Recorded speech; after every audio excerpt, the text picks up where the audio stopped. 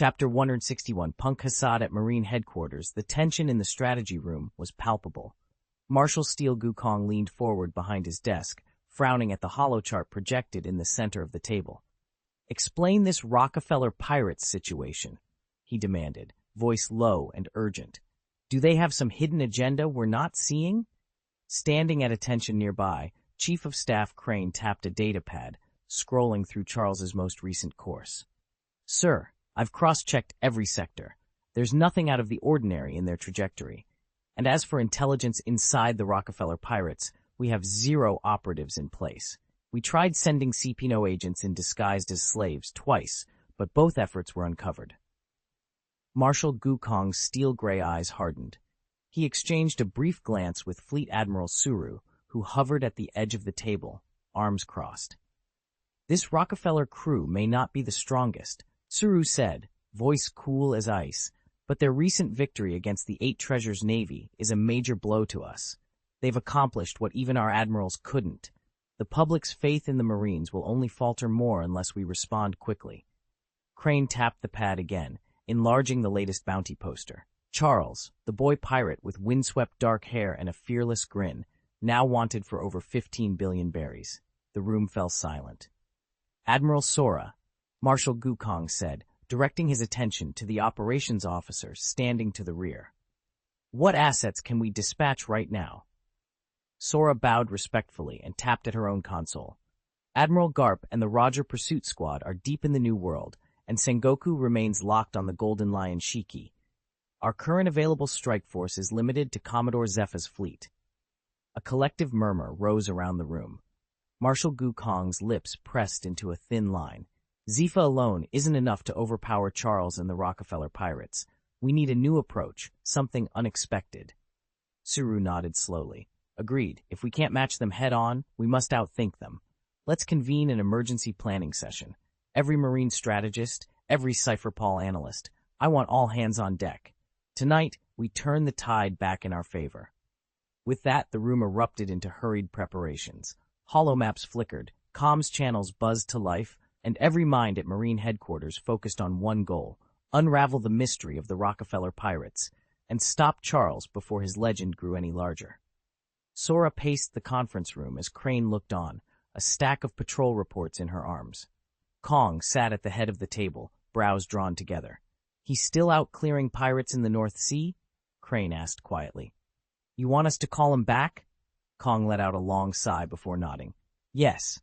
Recall Charles, have him take over monitoring the pirate activity there." Sora halted in mid-stride. "But if we pull him off this assignment, won't the 4 seas and the first half of the Grand Route be left undefended?" He slammed a palm down on the table. "Our navy is stretched far too thin already." Silence fell for a moment. Finally, Sora turned to Crane. "You're a combat officer, too. The Grand Route still needs patrolling. Can we count on you?" Crane set her documents aside, took a steadying breath, and nodded. "Once I finish processing these reports, I'll head out immediately." "Thank you," Sora said, relief flooding his voice. He knew how much it cost a career civil servant like Crane to trade her desk for the deck of a ship. Crane offered a small, determined smile. Meanwhile, in a quieter corner of the New World, a man draped in a crimson robe scanned a freshly arrived newspaper. He burst into laughter, crumpling the paper in one hand. "Ha! Charles, just you wait. I'll find you soon enough." With a casual flourish, he snapped open his ornate red umbrella. Blue-white arcs of lightning crackled around its canopy before he swept it forward, unleashing a searing bolt into a nearby band of unsuspecting pirates. "Run! Aye, 'tis the great swordsman." The warning came too late. In a single heartbeat, a blazing arc of crimson energy scored across the deck, shredding sails and splintering bulkheads. The warship groaned as though struck by a thunderbolt. From the doorway of the grand banquet hall, a familiar, sharp laugh rang out. Shike, known throughout the skies as the Red Scarlet Swordsman, stepped forward, crimson cloak billowing, a smoldering cigar pinched between his teeth. He eyed his lieutenants with amusement. "So this greenhorn is the same fellow who lifted our cargo last month?" he drawled. Beside him stood a mountain of a man, easily 4 meters tall, arms crossed over a rippling chest. He snorted. "Recruit him? Ha! Next time we meet, I'll carve him to pieces for daring to steal from the flying pirates. Shike flicked ash from his cigar. Exactly. The officers exchanged uneasy glances. Only days ago, Shike had insisted that Charles, the boss of the Shiji Guild, would make a valuable ally in their flight from the warring state's navy. Now, after suffering a humiliating defeat at Charles's hands, their captain deemed him worthless. With a casual wave, Shike signaled the minstrels. Instantly, the hall surged back into a drunken revel. Barrels of rum were tapped, fiddles and drums burst into rowdy sea shanties, and the roar of toasts and laughter filled every corner. Outside, thunder rattled the hull and waves pounded the sides, but inside, not a soul paused to notice. Deep below decks, far from the clamor and candlelight, Charles stood alone. His expression was serene, unchallenged by the storm, unmoved by pirate threats. In that quiet hold, the pulse of destiny still beat steadily in his veins, ready for whatever came next. Charles reclined in the beach chair, lemonade in hand, as the sun beat down from a cloudless sky. He closed his eyes, savored the cool sweetness, and thought that life couldn't be more comfortable. "Captain, Punk Hazard is in sight!"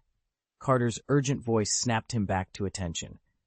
Charles flipped his sunglasses back into place and squinted toward the jagged outline of the island on the horizon. A sly grin curved his lips as he sprang to his feet.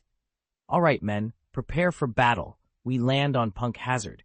He flexed his right hand, and the legendary 7-star sword materialized in his palm, its blade shimmering in the sunlight.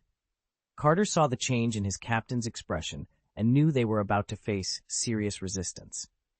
Just then, a Navy soldier came racing up to a CP0 deputy director standing nearby. The officer's crisp white uniform was marred by a single slashing wound across his chest, the very man who had barely escaped Charles in the Valley of the Gods. "Sir, a massive ship is barreling toward the island, heading straight for Punk Hazard."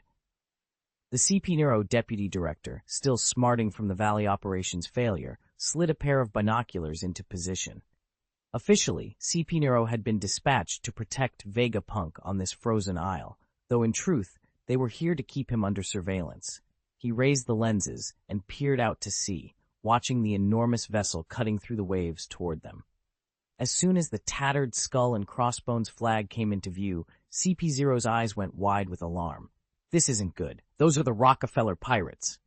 Stationed on Punk Hazard to guard Dr. Vegapunk, CP0 knew that even here, in the New World, nothing escaped his notice, and the moment he saw that grinning, blood-red skull, he recognized it instantly. Captain Charles Rockefeller, the so-called blood swordsman, had a bounty of 15 billion Baileys and a reputation as one of the Grand Line's deadliest pirates. What were they doing here? There was no time to ponder. "Send word to the nearest naval branch at once," he barked into his communicator. "Inform the Admiral we need immediate support." With that, he turned on his heel and sprinted toward the research complex where Vegapunk was stationed. The island was compromised. He had to warn the scientist before any pirates reached him. Moments later, CP0's voice crackled over the radio. "All batteries, prepare to fire. Target those pirate vessels offshore." The naval gunners at the makeshift emplacements scrambled to their posts, shouting orders as they loaded heavy cannonballs. A single shot rang out, just a ranging shot to gauge distance. Then the real barrage began, dozens of iron projectiles arcing toward the shore in lethal formation. On a jagged outcrop overlooking the sea, Charles Rockefeller watched the bombardment with a lazy smile. He shrugged off his right sleeve, revealing the sinewy muscles of his arm. "All right, let's see what they've got," he murmured. Channeling his will into his fist, he called out, "God Fist!" In a blur, he charged forward. Each stride sent dust and rubble spraying beneath his boots. As the cannonballs hurtled toward him, Charles gathered every ounce of his strength into one crushing blow and met them head-on. There was a thunderous crack, like an exploding cocoon of steel, and the iron balls shattered into shards that rained harmlessly around him. Unfazed, Charles Rockefeller planted his feet on the scorched earth and let out a low, satisfied laugh. The Rockefeller pirates had arrived on Punk Hazard, and they weren't here to parley. Charles's trick was simple, but devastating. He'd orchestrated the destruction of dozens of enemy shells in midair, and not a single shot had struck his ship. The sight of every Navy vessel in the harbor standing helplessly by was nothing short of humiliating. Now, as his ship crept slowly toward the port, Charles raised his voice above the clamor. "Brothers, finish off those Navy dogs and world government lackeys." At his command, Carter sprang forward, with Wolfe, Paul, and Isaac close behind. The four officers charged in unison, leading hundreds of Charles's crew into a ferocious assault on the naval ranks. Even Barrett tore himself away from the rail and plunged into the fray. A moment later, little Esdeth, eager to prove himself under the Holy Realm's sanction, darted forward, ready to join the battle. But Charles cut him off with a firm, "My little ancestor, you can't fight yet. You'll only get hurt." Before Esdeth could object, Charles gripped him by the collar and hefted him over his shoulder, tossing him safely out of harm's way. Elena was there in an instant, catching the boy with a practiced hand. "Argh, how am I supposed to patch him up now?" she complained, brushing herself off. Esdeth hit the deck, stomped his foot, and shot Charles a glare. "You big bully!" Blushing and indignant, he retreated toward the cabin, Ileana following with an amused smile playing on her lips.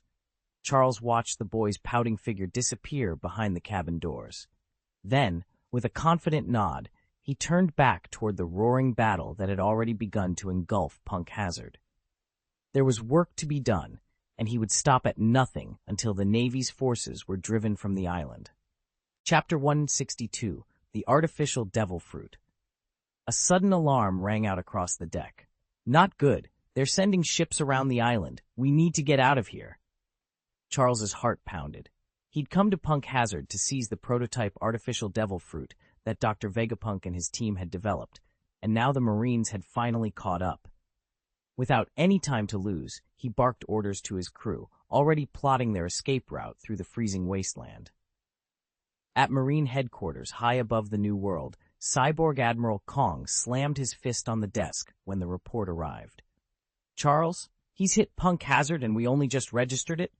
His eye whirred in alarm as he scanned the casualty feeds. "Send reinforcements, now. Our men are taking heavy losses down there." The communications officer tapped coordinates into the console. "Admiral, the nearest high-ranking officer is Admiral Sengoku. He's currently overseeing operations against Golden Lion Shiki further east." With a flick of his wrist, Kong activated the intercom. "All right, scramble, Sengoku. Tell him, Pirate Charles is assaulting Punk Hazard. His target is Dr. Vegapunk's lab. Get there at full speed and extract the scientists and that devil fruit prototype before Charles slips away."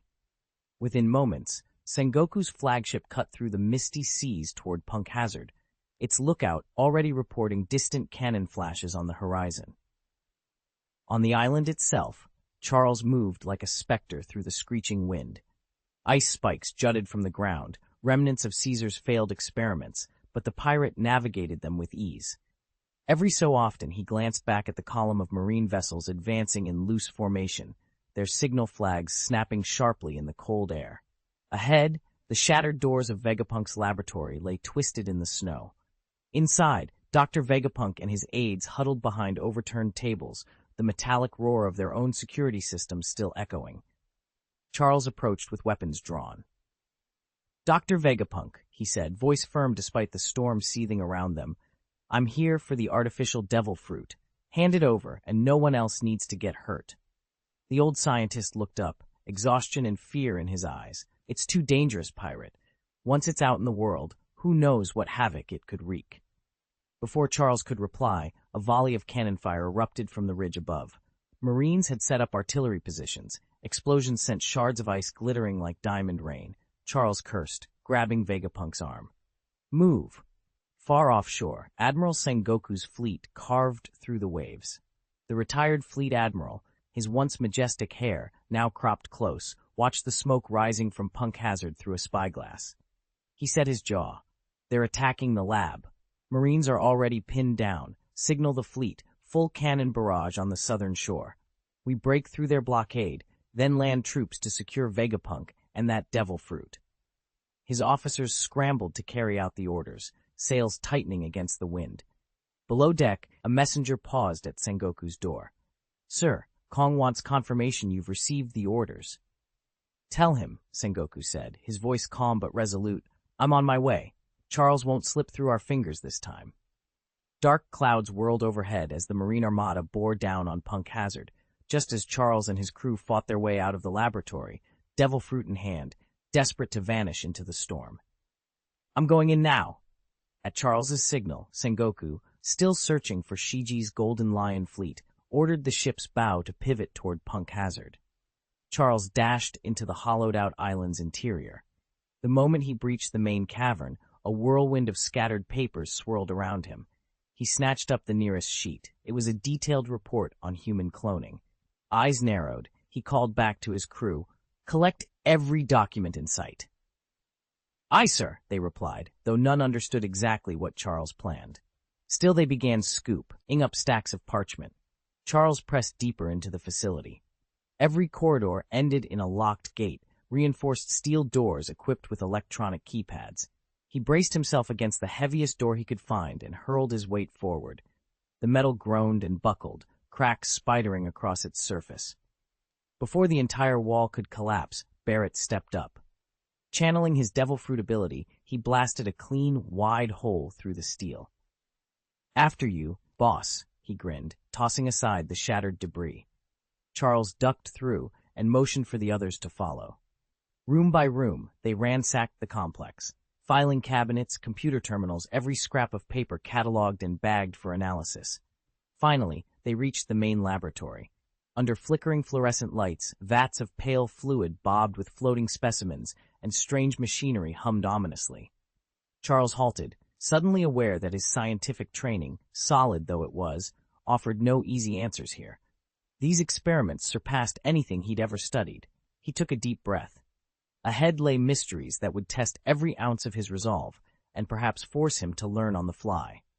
Still, there was no turning back now. Charles pressed forward through corridor after corridor of silent, foreboding walls. There was no sign of Dr. Vegapunk anywhere. So he reverted to the only tactic he knew, clearing rooms one by one. He kicked open the nearest door. Inside, half a dozen black-uniformed guards were frantically stashing equipment into crates. A slow smile curled on Charles's lips. Kill them. In an instant, his 4 lieutenants darted forward like hunting wolves. The guards barely had time to raise their weapons before they went down, one by one, under the lieutenant's onslaught. Within moments, the room was silent, save for the guards' ragged breathing as they slumped to the floor around them. Charles strode over to the nearest guard, whose mask had cracked and fallen to the ground. He knelt and leveled a cold stare at him. "Where is Dr. Vegapunk?" he demanded. The guard stared back, unblinking and silent. Charles's lips curved into a mocking grin. Gently, he pressed his fingers to the guard's temples and unlocked the hidden vault of memories. Images flooded his mind. Secret hallways, security codes, laboratory wings, every detail the guard had ever known. Just as Charles withdrew his hand, one memory frame froze before him, a familiar figure hunched over a glowing workbench. Vegapunk. "Finish them," Charles ordered without hesitation. His lieutenants moved in, and the guards fell unconscious to the floor. Rising, Charles signaled the others. "This way." His men formed up behind him, and together they stormed onward. Barrett led the charge, swinging his mechanical arm into the next solid wall. Stone and steel exploded outward in clouds of dust. Layer by layer, Barrett pulverized barrier after barrier until they reached a massive iron gate at the corridor's end. Charles held up his hand. Barrett cracked his knuckles, then planted his armored palm against the gate. With a shuddering groan, the metal door tore open, revealing the darkness beyond. Charles stepped through first, determination blazing in his eyes. Dr. Vegapunk was close, and nothing would stop him now. Charles's laughter echoed through the sterile chamber. "Ha! I never expected to find you here, Kaido." Receding footsteps on the cold metal floor announced his arrival. On the shining operating table lay a colossal figure, nearly 8 meters tall, motionless under bright surgical lights. At Charles's voice, Kaido's eyelids fluttered open. He turned his massive head, eyes widening in recognition. "Charles!" Kaido rumbled, disbelief cracking his voice. "How did you end up captured and sent here?" Charles strode forward, amusement dancing in his eyes. Kaido clenched his fists but said nothing, closing his eyes as if refusing to dignify the question with an answer. Charles only chuckled. "This is too good." He let his gaze wander beyond the table. In the corner of the room, another prisoner lay restrained on an elevated platform, a striking young man whose slender frame contrasted sharply with Kaido's bulk. Mechanical devices protruded from his back, wings of metal and circuitry poised as if ready to unfurl. Huh, Charles mused aloud. A Lunarian, born with flame in your blood, and now tethered by these contraptions. The prisoner, Jin, opened his pale eyes and met Charles's gaze with cool curiosity. His expression was unreadable, but there was a flicker of surprise there. Charles, the last person either captive would have expected to see. Charles took a step back, still smiling. He glanced first at Kaido, then at Jin. "Well," he said, "we'd better get moving." With that, he turned on his heel and strode toward the door. Neither Kaido nor Jin made a move to stop him. As Charles led the way down a corridor of identical cells and operating rooms, the two prisoners exchanged a wary look. Whatever Charles had planned, it seemed they would soon find out. Barrett's fire magic had reduced the ancient gate to molten slag, its heat still simmering in the evening air. As the ruin of stone crumbled behind them, Charles stepped through the archway and froze. Before him stood a young man in a white lab coat, two small horns curving from his brow, frantically stuffing papers into a battered satchel.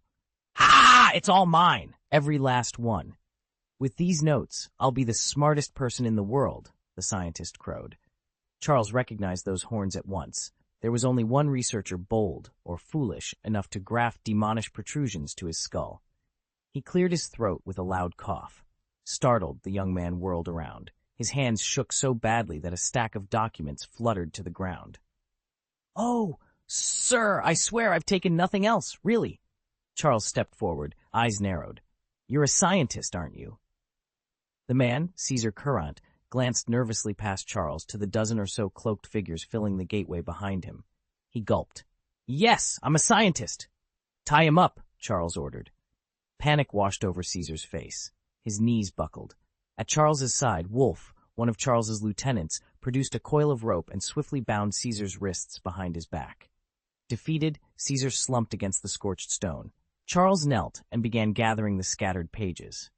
On the top sheet, a neatly typed title caught his eye: Theoretical Applications of Etheric Resonance. His lips curved into a thin, determined smile. This was exactly the breakthrough they'd been searching for.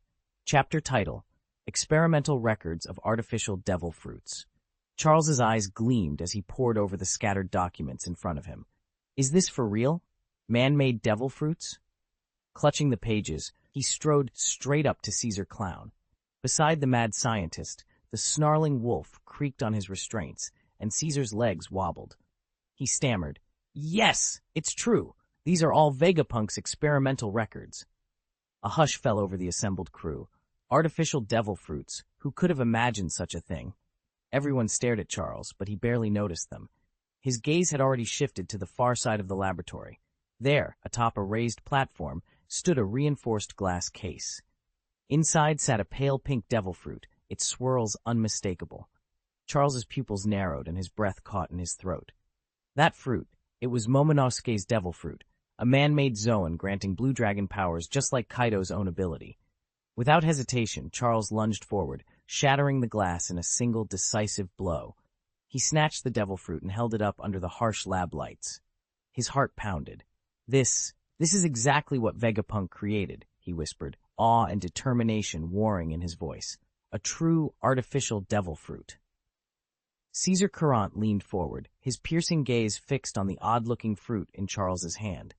"This isn't a genuine devil fruit," he explained, his voice cool and precise. "It's an artificial, and a failed one at that. It has no powers whatsoever." Chapter 163. The Scientist. Charles set the artificial devil fruit back on its pedestal without a word. In a flash, the seven-star sword materialized in his hand, its blade gleaming in the dim light. Beside him, Wolf's heavy grip held the pale, trembling scientist at bay. Charles strode forward and pressed the sword's edge lightly against the man's throat. "What's your name?" he asked, his tone flat. Caesar Courant," the scientist choked out, eyes wide with terror. "And what's your value?" Charles continued. "If you can't answer, I'll kill you." Caesar's knees buckled and he fell to the floor, looking up in desperate horror. "My lord," he stammered. I'm a scientist, young, yes, but my genius rivals Vegapunk's. Don't judge me by my age. My knowledge is invaluable. Charles cocked an eyebrow. Oh, then tell me, what can you do? A flicker of hope crossed Caesar's face, but as he opened his mouth, his voice failed him. His once clear theories dissolved into panic. His field notes lay untested, mere speculation. Words caught in his throat. After a long, agonized pause, he managed to gasp, I can create a devil fruit. Charles withdrew his blade, studying the kneeling scientist. The room fell silent as both men waited to see whether Caesar Courant's claim would prove salvation or another deadly deception. In the cavernous lab, data streams danced across monitors and researchers busily recorded their findings at the experimental table. Suddenly, Caesar Courant's eyes lit up and he blurted out, I can create a devil fruit. Charles leaned forward, arms crossed. You're not lying to me? Caesar swallowed hard. He was known as a prodigy, but the teenager before him still seemed too young to have unlocked such a secret. My lord, I swear it won't take 10 years. No, give me 5, and I guarantee an artificial devil fruit. Charles studied him for a long moment. Then a slow, approving smile curved his lips. Welcome aboard the Rockefeller Pirates, he said. He gave a crisp nod to Wolf. Release him. Wolf stepped forward and snipped through the restraints. Caesar rubbed his wrists, relief and excitement mingling on his face. Thank you, my lord, the Rockefeller Pirates. He almost whispered the name, soaring ambition in his voice. But almost at once, Caesar's expression stiffened. Even as Vegapunk's assistant and a diligent reader of every newspaper that reached the lab, he knew the reputation of the Rockefeller Pirates. The name alone was enough to turn his blood cold. Caesar Courant had been studying the dossiers on Punk Hazard's captive scientists when a single thought jolted through his mind. He'd seen this crew's handiwork before. The Rockefeller Pirates had made a stir not long ago, and now one of their own stood before him. He looked up sharply at the man questioning him, eyes widening as he took in the cold, familiar face. It was Charles Rockefeller in person, the legendary bloody great swordsman. Charles met his stunned subordinate's gaze and offered a thin smile. Recognize me? Caesar swallowed, his voice barely a whisper. Yes, sir. Dismissing his lieutenant's dazed expression, Charles turned his attention back to the line of captive scientists. He sifted through the folders in his hand. Physicists, biochemists, engineers, none were famous names, but everyone carried a world government credential. That alone was proof of their worth. Before setting course for Punk Hazard, Charles had given his men clear orders: seize every scientist they encountered. That objective remained paramount. Now, watching his crew secure the last of the prisoners, he nodded in satisfaction. Just as he was about to move on, a flicker of recognition passed across his features. From the corner of his eye, Charles spotted another figure he'd expected never to see again. He stood tall and severe, his metal helmet framing a cascade of long blonde hair. A sharply angled black beard rose from his cheekbones, and a small tuft crowned his pointed chin. At the sight of him, Charles's heart skipped a beat. He knew that it was Vinsmoke Judge, king of the Germa kingdom, and, in the original saga, Sanji's father, the brilliant scientist who founded the Neo-Mads research team, a member of Vegapunk's inner circle, whose dream was to see Germa reign once more over the North Sea. And yet he was here. Judge's eyes narrowed as they locked onto Charles. Recognition flickered in his gaze. Charles allowed himself a faint, triumphant smile. Have you found them? He asked. Charles glanced at Carter. Yes, Captain. Only the scientists in the adjacent labs, completely unaware of what's happened. They're still absorbed in their experiments. And this one, he added, nodding to the captive struggling in his grip, tried to fight back. By your orders, Captain, I've brought him along. However, one slipped through our fingers, my fault entirely. He's a devil fruit user, shifting into some ancient Chinese dinosaur, a brachiosaurus of all things. We let him get away. Carter's frustration was clear as he stood before Charles. A brachiosaurus? Charles raised an eyebrow, stroking his chin. If his hunch was right, the escapee had to be Plague Quinn, an oddly named fellow with a penchant for prehistoric transformations. Exactly, but worry not. We'll be aboard in moments, and those we've captured will serve us handsomely. Charles waved a hand, dismissing the matter of Quinn's escape. With both Caesar Courant and Vinsmoke Gage securely in their custody, another fugitive seemed a minor inconvenience. Gage's face went pale at Charles's words. When Carter and his men had stormed the chamber, Gage tried to resist, only to come face to face with Carter's iron grip and be knocked flat in seconds. "Eyes sharp, everyone," Charles called out as he strode toward the boarding plank. "Our real prize is still out there, Dr. Vegapunk." A chorus of affirmations met his declaration. Every crew member knew why they were here. The name Vegapunk already rang through the Grand Line like a legend, the world's foremost scientific genius, whose inventions and intellect defied belief. And Charles intended to claim all that brilliance for himself. Charles pressed forward through the corridor, Barrett guiding him with sure-footed confidence. Unbeknownst to them, the base commander had sealed every exit beyond this point. Any attempt to advance meant forcing every door. Precious minutes slipped away as they methodically breached each barrier. Finally, they arrived at the last laboratory. The moment the door crashed open, chaos erupted. World government agents swarmed the room alongside white-coated scientists, all scrambling for cover or weapons. At the sight of Charles and his party, the agents exchanged cold glances, drew their pistols, and opened fire. Bullets hissed past, some grazing Charles's hair, others thudding into the wall behind him, but he remained unnervingly calm, a half-smile playing at his lips. He drew his sword in one fluid motion. With lethal precision, he cut down every government operative in the room, each arc of his blade silent and swift enough to spare the laboratory itself from further damage. When the last agent fell, only the trembling scientists remained. Charles sheathed his sword and turned to face them, his smile widening until it was all teeth and triumph.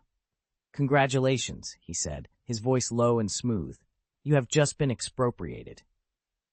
In that moment, his grin was nothing less than diabolical. Charles ignored the terrified murmurs around him and focused on the massive laboratory before him. Rows of empty breeding chambers, every one of them once teeming with cloned humans, lined the perimeter. His jaw tightened. "Where's Dr. Vegapunk?" he demanded, summoning the seven-star sword into his hand. The attending scientists froze, exchanging panicked glances. One finally stammered, "He left about 10 minutes ago. Took all the materials with him as soon as we finished packing." Under the blade's glinting threat, the others fell silent, too afraid to contradict him. They knew they were little more than disposable pawns, stationed here to delay any pursuer. Charles's eyes narrowed. Vegapunk had vanished in record time, surely not without help. He let out a slow breath and tapped the hilt of his sword against his palm. "You're not off the hook yet," he said quietly. "Tell me who took him, and why." As the scientists shifted uneasily under his gaze, Charles began piecing together the trail Vegapunk had vanished down.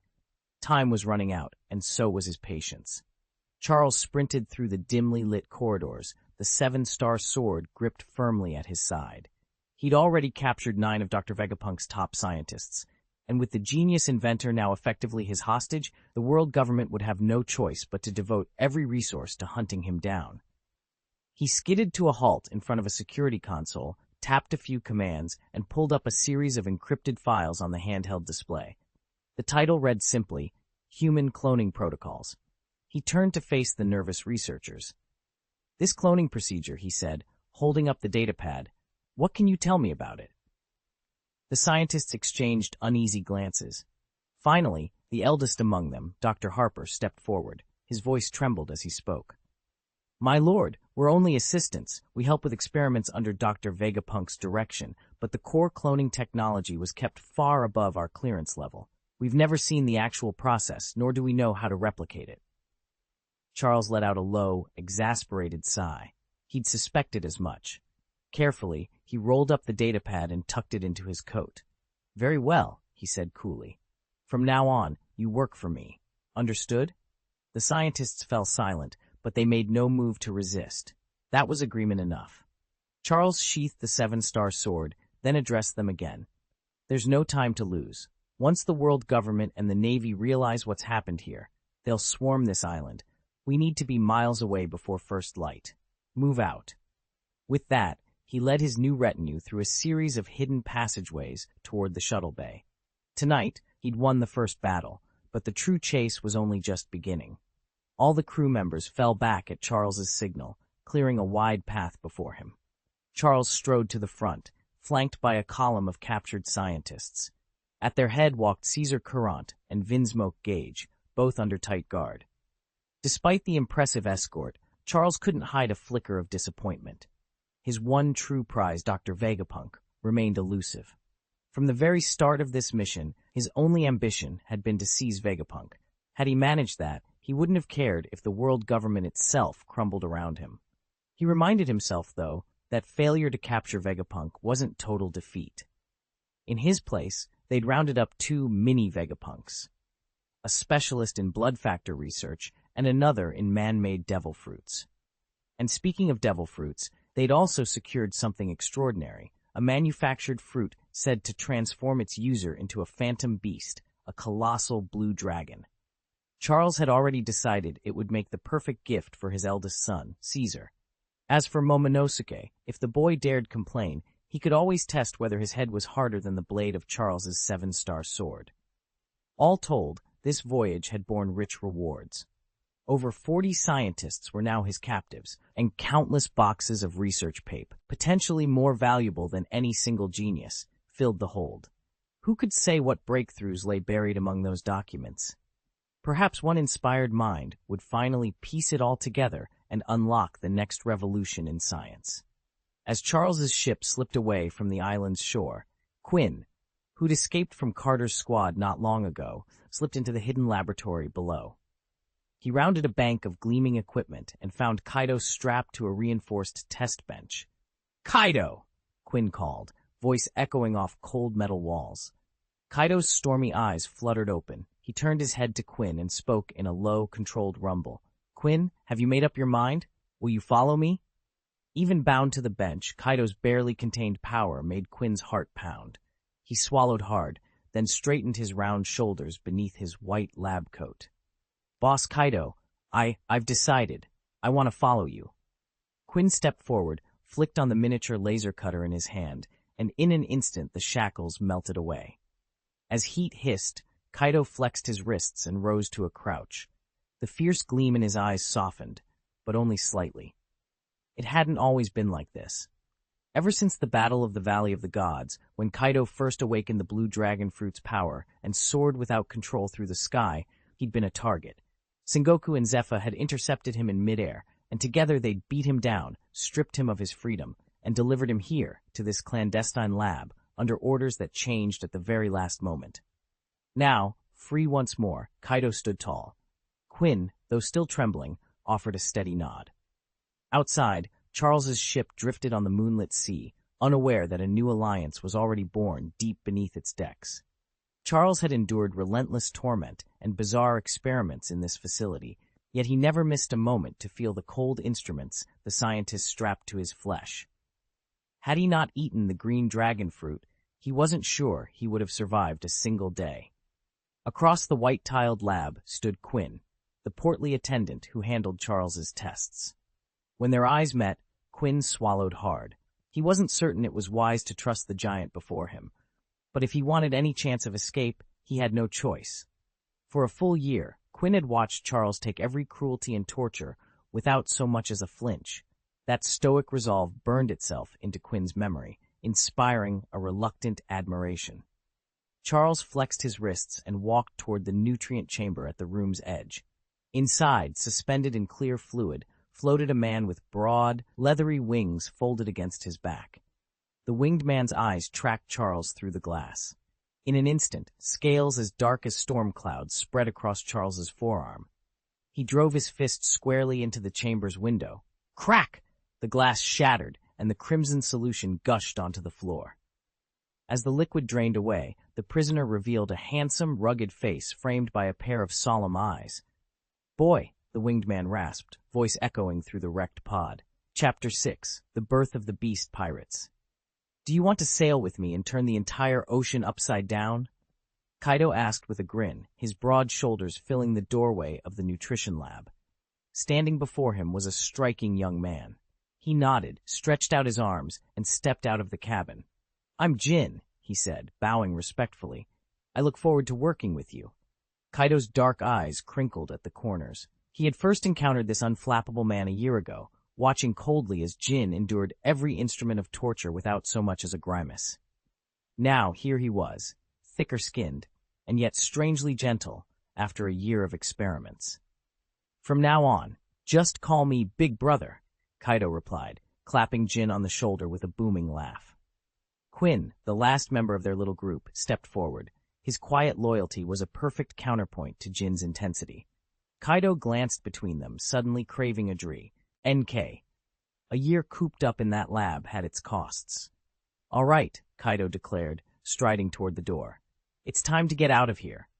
With Charles's uproar in the capital, the Navy and the world government will be sending their admirals any day now. Breathing in the sea air as they emerged onto the beach, Kaido squinted against the brilliant sunlight, his first real taste in over 12 months. In the harbor beyond, a few ships had already cast off, heading into the horizon. "We're going to sea," Kaido said, lifting his voice above the crashing surf. "And if we're pirates, we'll do it in style. From today on, we'll be known as the Beast Pirates. I am Kaido of the Beasts." He turned to Jin and Quinn, excitement blazing in his eyes. Together, they would carve out their legend on the vast, untamed ocean. In an instant, Kaido's body swelled, and he transformed into a gargantuan dragon, its sinuous form stretching nearly a full kilometer in length. Chapter 165, Transforming Ships. Standing beside Kaido, Jin refused to be left behind. Spreading his wings with a flourish, he instantly morphed into an ancient pteranodon, one of the fabled dragon fruit species. As a scion of the Lunaria tribe, Jin was born with the power to control flame. Now his enormous wings burned with living fire as he soared into the sky. From below, Quinn called up anxiously, "Brother, I still can't fly." Kaido threw back his head and bellowed a triumphant roar that echoed across the clouds. With a swift motion, he swooped down and scooped Quinn up in one massive hand, cradling him like a frightened chick. "Ugh, this is so awkward," Quinn complained, twisting in Kaido's grip. "We really should have installed a jet engine or something." Kaido simply chuckled and flapped his leathery wings, setting a smooth course toward the horizon. Jin followed close behind, trailing embers in his wake as they climbed higher and higher into the sky. Meanwhile, aboard the warship Poseidon, Charles sat on the foredeck, surrounded by more than 40 scientists he had abducted from Punk Hazard Island. Their hurried strides and anxious murmurs echoed across the wooden planks as they awaited his next command. Charles's eyes, sharp and calculating, traced each face in turn, every one a stepping stone toward his ultimate goal. Charles stepped forward on the polished deck, his sharp gaze sweeping over the 40-plus scientists gathered before him. "As you all know, we're aboard the sea god Poseidon, flagship of the great Rockefeller pirates," he began, voice steady. "Impressive, isn't she?" A murmur of agreement rippled through the group. White lab coats fluttered in the salty breeze, everywhere but on Vinsmoke Gage, whose golden helmet caught the lantern light. "Now, why did I summon you here today?" Charles asked, folding his arms. He gestured to the hulking ship beneath their feet. "Because of her. Look at this giant. She's a marvel of engineering, but she moves like a beached whale. And frankly, that's unacceptable." He paused, letting the truth sink in. "I invited each of you because you're the brightest minds in the world. Your expertise, whether in hydrodynamics, propulsion, material science, or navigation, can revolutionize naval architecture. I want you to help me remodel the sea god Poseidon, streamline her lines, boost her speed, improve her handling, every detail." A hush fell over the deck. The only sound was the slap of waves against the hull. Vinsmoke Gage and Caesar Courant exchanged thoughtful glances, then both inclined their heads, deep in consideration. Charles allowed himself a small, confident smile. The challenge had been set. Now, it was up to these experts to transform a lumbering colossus into the fastest pirate vessel the seas had ever seen. Charles cleared his throat, and the 40-odd scientists around the long oak table leaned forward, eager to hear what he would say next. He stood, his dark coat swirling around him, and fixed them with a steady gaze. "I want to build a ship that can cross the ocean without wind," he declared. "And I need each of you to help me solve this problem." A ripple of astonishment passed through the room. Professor Hargrave, an elderly man propped on a silver-headed cane, rose shakily. "My lord," he began, voice quavering, "that's impossible. A vessel needs power to move, and for centuries we've used only wind." Charles waved him down sharply. I don't care about tradition. I want a ship that sails under its own power. No sails, no winds. You have 6 months to deliver a workable design. Fail, and you'll find your names and your jobs struck from my payroll. Silence fell like a stone. The faces around the table went pale. Dr. Whitfield, his white hair tousled and eyes wide, tried to stand but sank back into his chair, trembling. My lord, this demand. Charles cut him off. Don't call it unreasonable. Tell me, why must power come only from the wind? If you can imagine any other source of force, steam, hydraulics, magnetism, anything, pursue it. I want proposals on my desk in 6 months. No excuses. For a long moment, not a single person dared speak. Then, slowly, pens scratched on parchment, and the meeting, chaotic but determined, began. The audacious project was officially underway. Charles leaned back in the captain's chair, one knuckle tapping against the polished wood armrest. His icy stare swept over the half-dozen scientists slumped before him, their foreheads slick with perspiration. All right, he said quietly. When can you solve it? When can I guarantee my own safety and that of my crew? The researchers exchanged terrified glances. No one dared answer. At last, Charles rose to his full height. I'll give you a fully equipped laboratory and exactly 6 months to find the cure. Fail, and you'll be feeding the fish. His tone brooked no argument. A collective gasp rippled through the room, but only 2 men remained outwardly composed, Caesar Courant and Vinsmoke Gage. Each met Charles's gaze without blinking. Pocketing the artificial green dragon fruit he'd rescued, Charles turned on his heel and strode toward his cabin. Inside, he slid the fruit into the reinforced safe and spun the dial. The lock clicked shut. Charles pressed a finger against the cold steel door. This is for you, Caesar, he murmured, but you don't open it until your 8th birthday. Outside, the sun was beginning its descent. With the mission accomplished and the devil fruit secure, Charles felt the familiar rush of triumph. Yet as he made his way up on deck, inspecting frayed ropes and shuddering planks, he couldn't shake the sense that their ship needed more than a crew to run at peak performance. There were improvements to make, and another adventure on the horizon. Charles's ship crawled through the waves, barely keeping pace, and that was a problem. If he tried to push on toward the first half of the grand voyage and the 4 seas now, the Navy would pick up his trail in an instant. Once word reached headquarters, they wouldn't just send out patrols. They'd dispatch their top combatants to bring him down. After all, the Roger pirates had already provoked them enough to earn Admiral Garp's personal attention. If Charles appeared in those waters, the Navy would almost certainly deploy 2 admirals to hunt him, because 1 would never be enough to contain a threat like him, and 2 would be downright relentless. In that kind of chase, his small cutter wouldn't stand a chance. So Charles resolved to wait. He would slip back to Kamai Island and lie low for a few more years, letting the heat die down. It had been less than 2 months since he first set sail, but his name was already making waves, and not the good kind. Better to cool the rumors now than face the full weight of the Marines unprepared. Only when he'd built a faster ship and gathered more allies would he dare resume his voyage, and this time he'd make sure no one could catch him. Charles had just crushed the green pepper cone bare-handed, its scorching heat sizzling across his skin, before launching a surprise strike against the world government's hidden stronghold. He was certain that Navy headquarters would respond by sending a full-blown admiral after him. Whether it was Sengoku or Admiral Zephyra, he didn't know. Frankly, he didn't care. There had to be a way to haul his ship up the mountain, no matter who they sent. In the New World, only one thing mattered: strength. He strode into the training hall, adrenaline pulsing through every muscle. The vast room was already alive with activity, dozens of fighters pushing their limits, sweat glinting under the harsh lights. At the far end, Captain Barrett towered over a pair of dumbbells, his massive arms pumping weight with effortless ease. Charles's eyes lit up. He'd been itching for a real challenge all day. "Captain," Charles called, stepping up beside him. Barrett set his dumbbells down with a heavy thud and turned. His grin was all the answer Charles needed. "You want to spar, kid?" "Absolutely," Charles said, returning the smile. With that, Barrett led him to the raised ring in the center of the hall. Within moments, the other trainees formed a loose circle, drawn by curiosity. The unshakable captain, facing off against a 9-year-old boy who already stood 2 meters tall. The air crackled with anticipation as both combatants took their stances, one battle in a day full of wars to come. In a world teeming with all manner of strange races, many of whom routinely stood head and shoulders above ordinary folk, Barrett's towering stature drew no special attention. No one ever treated him like an outsider. Chapter 166. No one would ever call Barrett a monster outright. They'd at most say his strength was monstrously impressive. "Bring it on!"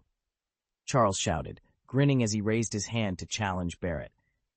In an instant, the two were locked in combat, but Charles never really defended himself. Instead, he seemed to offer Barrett flawless openings, blocking each attack at the last possible moment so Barrett's strikes landed on empty air. The two clashed back and forth for over 2 hours, sweat and fatigue piling up, until Barrett finally staggered and dropped to one knee, utterly spent. Charles stepped forward, offering the only advice he could: keep fighting, push yourself. Matches like this are the best way to grow. Barrett nodded, breathing hard, soaking in every word. 2 weeks slipped by like this. Charles's ship drifted steadily across the open sea, Kamai Island still a distant speck on the horizon. This morning, though, Charles paused to read the latest newspaper, and his eyes lit up with surprise. Beast Pirates. Kaido attacks Admiral Sengoku's fleet, the headline blared. Beneath it, the bounties for the Beast Pirates were laid out in bold type. Kaido of the Beast Pirates, 7,000 berries. Ember, the Fire Calamity, 1,000 berries. Queen, the Plague, 9,000 berries. Charles folded the paper with a steady hand. The new world was heating up, and he intended to be ready for whatever came next. Charles peered through the swirling mist and murmured to himself, "Kaido must have broken free, and it looks like Quinn was the one who pulled it off." The last time I saw Kaido was in Punk Hazard's hidden laboratory, and oddly enough, I felt no urge to kill him. I can't quite explain it. There's a faint trace of fondness left over from my previous life. Back then, I'd given him all sorts of nicknames: the Three-Stick Emperor, the Four Supernovas Boss, even Teacher Kaido. Those jokes somehow softened my hostility toward him. And, truth be told, I'll need Kaido's strength later on to crack open Wano's gate. But what about Kozuki Oden? He can't die yet. If he falls now, how will Gol D Roger ever find the shipwright Ralph Drew? And after Roger's own death, that is, after Oden finally meets his end, that insufferable child Momonosuke will inherit everything. As a time traveler, I can't allow that. I must prevent Momonosuke from ever coming into being. Meanwhile, Guang Yishi's recent victories have demonstrated just how formidable a light fruit user can be, and the time fruit's power is simply astonishing. Over the years, my mind has become a storm of plans and possibilities. Charles had never been surrounded by so many beauties at once. Though it wasn't that he was shy or prudish, he simply hadn't given it much thought before. Now, with a fresh crop of maidservants boarding the Rockefeller Pirates' ship, he saw a perfect opportunity: sow the seeds of his own legacy, build an immortal bloodline to endure for 1,000 years. He grinned to himself as he flipped to the next page of the newspaper. There, in bold type, was the headline he'd been waiting for. The great swordsman Charles of the Rockefeller Pirates storms the world government's secret island. His personal bounty had just leapt to 18 billion berries, and the rewards on his officers had swelled dramatically alongside it. Charles didn't fuss over the exact numbers. So long as his tally exceeded the feared Red Earl's, he was content. He hadn't heard a word from that rival in nearly 2 years, and he longed for their next confrontation. Their last duel had ended in frustration when his blade cracked mid-fight, one of his few lingering regrets. He intended to correct that lapse as soon as possible. No sooner had he absorbed the news than word of the Beast Kaido's terror spread like wildfire across the Grand Line. From East Blue ports to the New World outposts, sailors and islanders alike were cursing the name and marveling at the chaos he left in his wake. The seas were growing ever more dangerous, and Charles was itching to carve his legend into their tumultuous currents. Chapter 10: The Navy's Crisis and the Dragon's Shadow. What on earth are these Marines doing? And why is there another giant pirate fleet showing up? Muttered one naval officer. disbelief coloring his words. Across the decks, disillusionment with the Navy was spreading fast. After Locke's defeat, the sailors had bristled with overconfidence.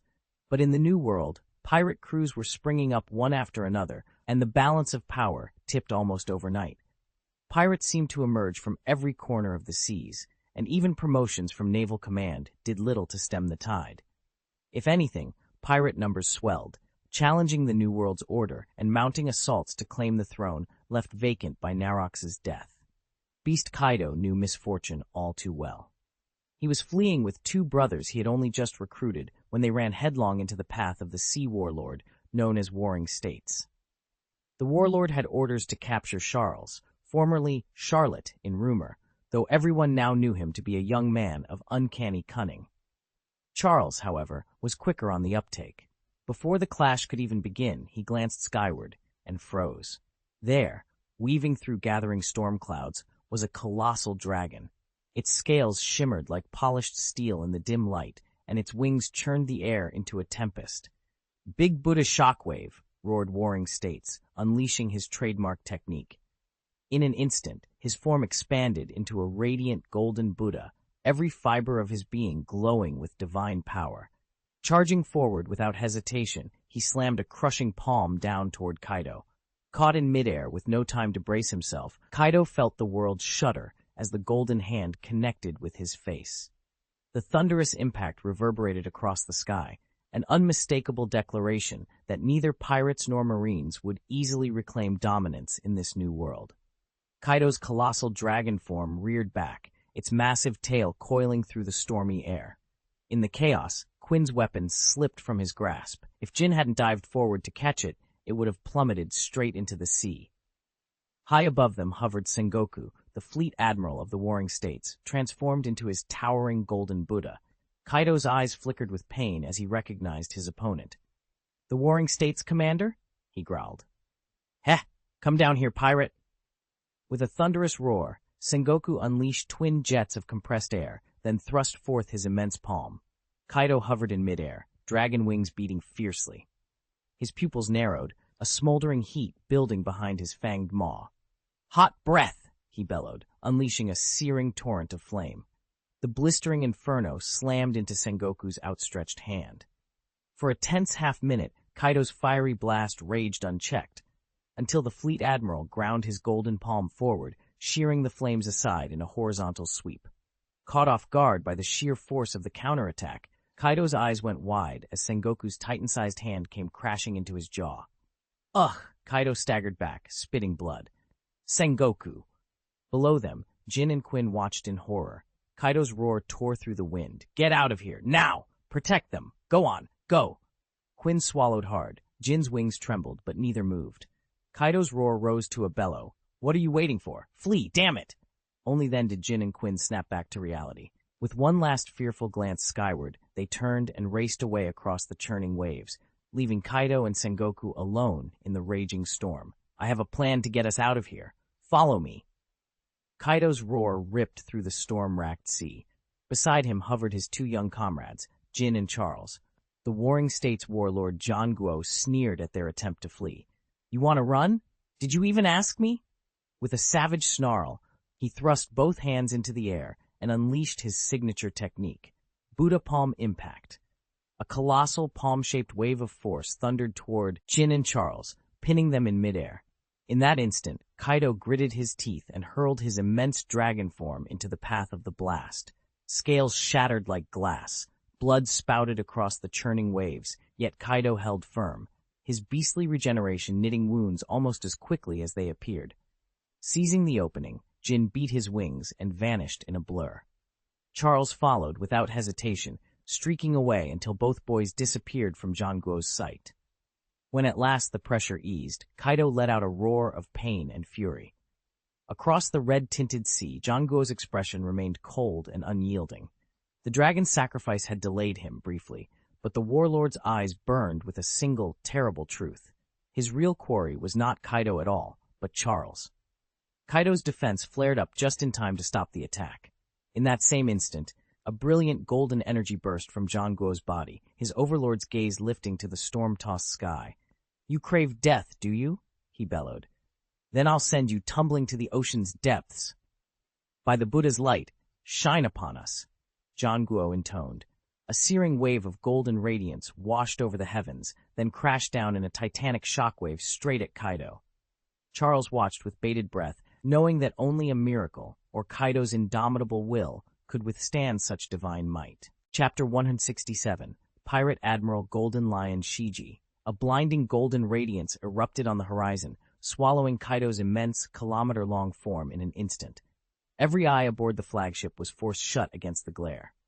Moments later, when the brilliance finally faded, there stood Fleet Admiral Sengoku, transformed into his legendary Golden Buddha, towering on the ship's prow, gazing out over the restless sea. Full speed for Punk Hazard! Sengoku's thunderous voice boomed through the deck. He spared no thought for Kaido's fate. His mission was clear. The boy named Charles had slipped away, and it fell to the Marines to cut him off before he could wreak further havoc. But by the time the fleet arrived, Punk Hazard's harbor lay in ruins. Smoke curled from shattered laboratories, and the docks were deserted. Sengoku's golden eyes narrowed in frustration. He's gone, he snarled. Damn him. Sengoku reached for his Den Mushi. Morse, this is Fleet Admiral Warring States. Charles has already escaped. He absconded with several of Dr. Vegapunk's top researchers and critical equipment. He waited only a heartbeat before the response crackled through. On the other end was Admiral Steel Bone Kongui, and watching alongside him at Navy headquarters was Admiral Sora. Is Vegapunk himself all right? Konghui asked, relief faint in his voice. Safe, Sengoku replied. Our agents evacuated him just in time. But Charles is still at large, and he's more dangerous than ever now that he's armed with Vegapunk's technology. Understood, Konghui answered. We'll mobilize all available fleets. He won't get far. Sengoku cut the line and surveyed the devastated island one last time. The chase was only beginning, and this time the Marines would not let Charles slip through their grasp. Admiral Air's voice crackled through the Den Mushi. Sengoku, escort Dr. Vegapunk to Marie Jui immediately. We'll deal with Charles later. Understood, Sengoku replied, ending the call. He stepped onto the flagship's deck, his great coat fluttering in the breeze. Standing before him was the famed and peculiarly brilliant Dr. Vegapunk, dressed in stark white lab garb, glasses perched on his broad nose, and that impossibly large cranium hinting at the genius within. Dr. Vegapunk, Sengoku began with measured respect, the fleet's ordered fresh assignments for you at Marie Jui. We'll be setting sail at once. Vegapunk's eyes gleamed behind his lenses. He threw back his head and laughed. Excellent. I have a dozen experiments half finished back at the lab. I can't wait to get started. Sengoku allowed himself a quiet smile. Having monitored Vegapunk's work for years, he knew just how indispensable the doctor's inventions had become to the Navy, and how delicate this mission might be if Vegapunk balked. But the doctor's eager grin told him everything was under control. Moments later, the warship slipped away from Punk Hazard, its engines roaring to life. Below deck, the abandoned research facility lay in ruins, smashed machinery, toppled scaffolding, and scorched walls bearing witness to the chaos of departure. Far across the Grand Line, a different storm was brewing. News of a daring new pirate, Charles, had ignited every port's rumor mill. His latest feat had sent his bounty soaring, and in stunned whispers the world press began calling him the fourth legendary pirate. On a bustling wharf in Water 7, a reporter slammed a freshly printed wanted poster against a baroom table. Ha! Who does this Charles think he is? He jeered. What could he possibly have done to earn a title like that? The city buzzed. Every tavern, dock, and alley echoed with speculation. But one thing was certain. Wherever Charles sailed next, the world would be watching. Chapter: A New Bounty on Charles. He actually raised the bounty again. Golden Lion Shiki sat tall upon his gilded throne, eyes gleaming as he studied the latest Navy bulletin. His voice crackled through the silent chamber. His sharp-eyed lieutenant stepped forward. Captain Shiki, would you like me to take a look? Shiki waved him off with a lazy grin. No need, I've seen enough. I just can't believe they'd keep jacking up Charles's reward for no reason. At this rate, his bounty will rival mine before long. The other pirates exchanged glances. Even they were curious about Charles's recent whereabouts. Ever since the world government deployed Sengoku to keep an eye on them, the crew had been effectively grounded, tied down by constant surveillance. Now that the Warring States Admiral had lifted his watch, though, the Golden Lion pirates were free to make their next move. Time had flown during their 2-month voyage. They'd spent most days at sea, broken only by a night's rest in a crumbling port town and a 1-day brawl with the Green Pepper pirates. Then, almost without lifting a finger, they'd swept through Punk Hazard, claiming the island's treasures so easily it felt like a dream. Below deck, Charles leaned on the railing, the salt-tinged wind teasing his hair. He closed his eyes and let out a quiet chuckle. Since when had any ship been this lucky? He opened his eyes, fixed them on the endless ocean ahead, and thought to himself, I wouldn't mind if the Navy really did come after me. Let them chase me right back to the island. Charles wasted no time. He summoned Ivan, the island's steward, and ordered him to ready the ship for departure and to prepare for a major overhaul. Only after a few sharp reminders from Charles did the gathered scientists finally present their proposals. As he surveyed their plans, Charles drew on memories from his past life, quickly dismissing the weaker ideas. In the end, he approved 2 schemes. The first proposal, spearheaded by Vinsmoke Gage and Caesar Current, called for replacing wind power with an electric propulsion system. Gage and Current had already drafted detailed blueprints to Charles's satisfaction. Take full charge of this project, Charles told them. Use any resources you need. The second plan was more straightforward, a human-powered mechanism akin to bicycle pedals, enabling the ship to move swiftly with minimal effort. Compared to the other, more elaborate suggestions, this one struck Charles as refreshingly practical. He turned to the rest of the team, some 40 scientists in all, and commanded, divide into 2 groups. One works on the electrical drive, the other on the pedal system. Begin immediately. Earlier, Charles had demonstrated the basic principles of steam power by boiling water in a kettle right before their eyes, hoping to spark further innovation. Yet aside from Gage and Current, the other researchers had been left bewildered. Only those 2 had shown genuine interest and the competence to follow Charles's vision. Now, under his clear direction, both projects were underway. Charles shook his head. There was no way he'd let the others waste time on steamships. The electric vessel they'd designed was already light years ahead. Besides, he had a far grander plan in reserve, the Thunderfruit from Sky Island. With its limitless energy, his ship would never need to refuel. Still, speed was the real issue. Once Charles entered the first half of the Grand Line, it wouldn't be like their last smooth voyage. He'd be a marked man, chased by an admiral, or worse, a task force dispatched straight from Navy headquarters. Without a truly fast ship, the risks were too high. One wrong move could land him behind bars for decades, and he valued his freedom too much to gamble it away. That meant this layover wouldn't be brief. In fact, Charles intended to settle here for quite some time. He dreamed of starting a family, planting trees along every coastline, and giving back to the world, inspired by everything he'd seen. So he staked his claim on Kame Island, turning its fertile fields into his new home. Of everyone who'd followed him, Zephyr was the most disappointed. He'd raced across oceans to keep pace with Charles, only to find his friend had locked himself away, absorbed in domestic life. All that hurried urgency, gone in an instant.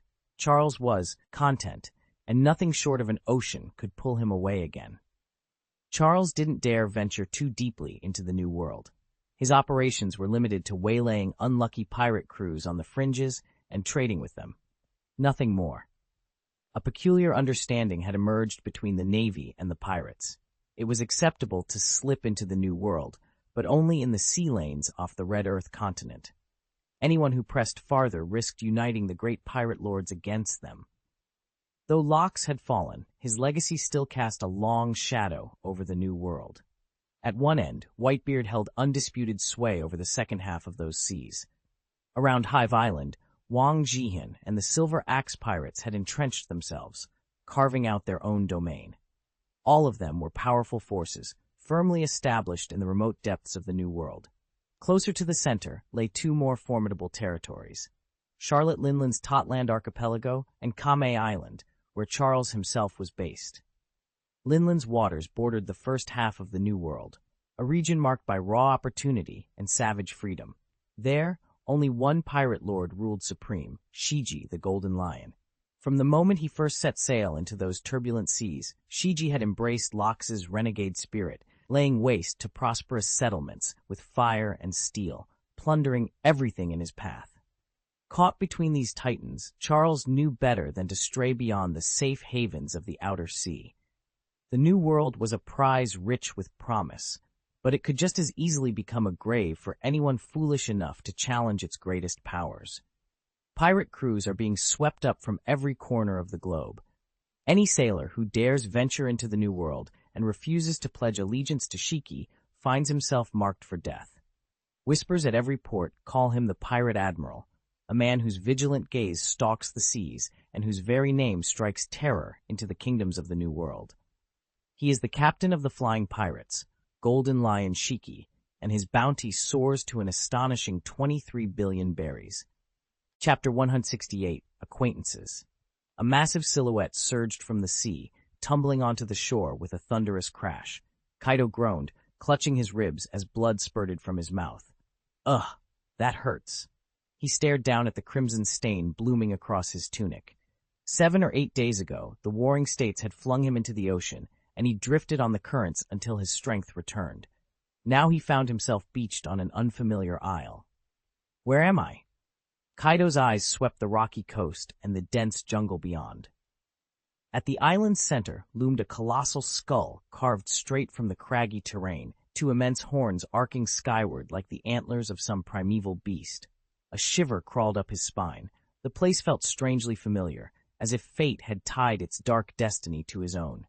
He trudged inland, scanning for any sign of life, smoke rising from a campfire, footprints in the undergrowth, even the flicker of torchlight. Nothing moved. Jin, Quinn, he whispered, anxiety knotting in his chest. He'd only just taken those 2 young fighters under his wing. Were they safe? I have to find them. Without warning, his form blurred. Scales rippled across his skin and bones reshaped themselves until Kaido towered as a gargantuan emerald dragon. With a powerful beat of his wings, he lifted into the air, eyes like glowing lanterns sweeping the island below. As he circled, the earth beneath him gave a faint, tremulous groan, proof that he was far from alone. Kaido, in his full dragon form, lowered his massive head to study a lone vessel bobbing on the open sea. Well, I'll be damned, he growled. A boat and 2 familiar faces aboard. With a contemptuous snort, he spread his wings and glided toward the ship. On deck, a shabby fishing boat swayed gently. Leaning against the railing was a scruffy middle-aged man, casually holding a fishing rod. Beside him, an elderly woman lounged in a folding chair, delicately dabbing her lips with a stick of lipstick while peering into a small mirror. Kaido recognized them instantly. The Heitan siblings, Muchan and his sister, traitors who had betrayed Lord Locke 2 years ago. They had fled Wano after seizing the fearsome snake fruit and unlocking the Yamada no Orochi form through the enigmatic beast system bestowed by the Rock's pirates. Kaido had originally intended those powers for the rightful heirs of the Heitan clan, ensuring their rise as daimyo of Wano. Instead, the siblings had turned rogue and only barely escaped Kozuki Sukiyaki's wrath. Brother, the man called out, flashing a leer at his sister, our mission this time is to secure foreign allies. The Kozuki clan has declared us outlaws, so why should we show them any respect? Heitan Muchan paced the deck, eyes fixed on the dark horizon. There are plenty of powerful fighters at sea, he said, glancing at his younger brother, Heitan Chenwan. I'm convinced we can find someone stronger than the Guangyue clan. We'll need that kind of muscle if we're going to take this island. Chanwan ran a hand through his hair, anxiety creasing his forehead. But who can we trust? Every strong warrior I've met demands a high price, and often betrays you the moment he sees a better offer. Muchan nodded. That's why we have to be selective. I've been thinking about 2 people in particular, Ling Ling and Charles. Neither of them craves power or territory, yet both possess astonishing strength. They fit our needs perfectly. At the mention of Charles, Chanwan's face went pale. He still shuddered at the memory of their last encounter. If Locke hadn't shown up at just the right moment, Chanwan might not be here today. Muchan caught his brother's fearful glance and chuckled softly. Relax, he said. First things first, we sail for Ling Ling's hideout. I'll tell her there's an exquisite dessert hidden on this island, something so delicious we'll be happy to share it with her every year if she helps us seize control. Who could refuse an offer like that? Chanwan exhaled, finally managing a weak smile. With a confident nod, Chan turned the ship eastward, already plotting their next move. Heitan Muchan had spent years among the Rock's pirates, learning to read the hearts of his fellow captains. He knew, for example, that Whitebeard, though generous, would never risk open war with Ruin. If the Golden Lion caught wind of any treasure, he'd swoop in and seize it all for himself. Wang Ji and John Silver Axe Yinfu were too greedy and too weak to mount any real challenge. That left Charles, who remained a total mystery. Unlike Whitebeard's mercy, the Golden Lion's ambition, or Wang Ji and Silver Axe's rapacity, Charles's true motives were inscrutable. Muchan even wondered if dangling free desserts, one of Charles's quirks, might win him a few allies. In the end, uncertainty forced Muchan to rank Charles last on his list. As he and his sister, Heitan Chanwan, debated who might stand against Ruin, a vast black shadow swooped down over their ships, blotting out the sun. "Whoa, what's that?" Muchan murmured, staring skyward. Chanwan shaded her eyes. "Some strange weather?" Their words died on their lips as a low, thunderous roar rolled over the deck. Far above, coiled around a jagged mountain peak, was a gargantuan dragon. Its obsidian scales absorbed the dim light, and its glowing eyes fixed on the fleet below. "A dragon," someone whispered. "A dragon," the crew echoed, hearts pounding with equal parts awe and terror. Charles peered down at the two men below, a sly grin tugging at his lips as their small boat lurched violently in the waves. "This is bad. Row faster!" Heitan Muchan shouted, voice strained. Heitan Muchan and Chanwan dug their oars into the churning sea, but it was too late. A massive shape plummeted onto the deck with a thunderous crash. Wood splintered, the little vessel capsized, and suddenly Charles and his crewmates were clinging to the upturned mast for dear life. Out here on the open ocean, one wrong move meant a one-way ticket into the waves, and certain doom. Heitan Muchan and Chanwan locked eyes, each gripping the mast as the overturned hull bobbed beneath them, utterly alone. "Charles? Is that really you?" Chanwan shouted above the roar of the surf. A towering wall of water swept over the hull, then receded to unveil Charles standing atop the upended deck, droplets glinting in his hair and clothes. "Long time no see, Heitan Muchan." "Chanwan," he called, flashing them a crisp salute. Heitan Muchan's shoulders sagged in relief as he loosened his grip. "Charles, what happened to you? Why are you here?" With a dramatic sigh, Charles pressed a hand to his forehead, enormous tears welling even as he tried to compose himself. "Well," he began in a quavering tone, "I challenged the warring states, got soundly beaten, and ended up adrift in this godforsaken sea. Woe is me." He collapsed onto the deck with a wet thud and let out a theatrical sob. Heitan Muchan and Chanwan stared at him in stunned silence, too astonished to know whether to laugh or shake some sense into him. When did Kaido become like this? He'd always been the silent, unflappable type. What could have driven such a stalwart man to tears in the first place? He wiped his eyes and, in a trembling voice, asked, "Do you have any wine?" Then, as if he'd forced himself back under control, Kaido suddenly stopped crying and glared at the two siblings standing before him. "Now!" he barked. Taken aback by the sharp command, Heitan Muchan and Heitan Chanwan froze. "No wine? Fine. Then you don't get to exist." With that, Kaido's body began to swell. Scales burst through his skin, his muscles ballooned, and a long, thick tail lashed out behind him. Alarmed, the two watched in horror, until Chanwan hastily raised his hands. Okay, I'll get it." He untied a small hip flask from his belt and thrust it toward Kaido, but the flask was laughably tiny in the grasp of a man who'd just grown to 8 or 9 meters tall. Heitan Muchan gave Chanwan a pleading look. Chanwan nodded, darted below deck, and returned moments later with full barrels of wine. At last, Kaido relaxed, his great frame shrinking back to its normal size as he reached eagerly for the first barrel. Chapter 169. Alliance. Heitan Muchan settled himself in the small boat and motioned for Kaido to join him. Kaido wordlessly clambered aboard and took a seat opposite him.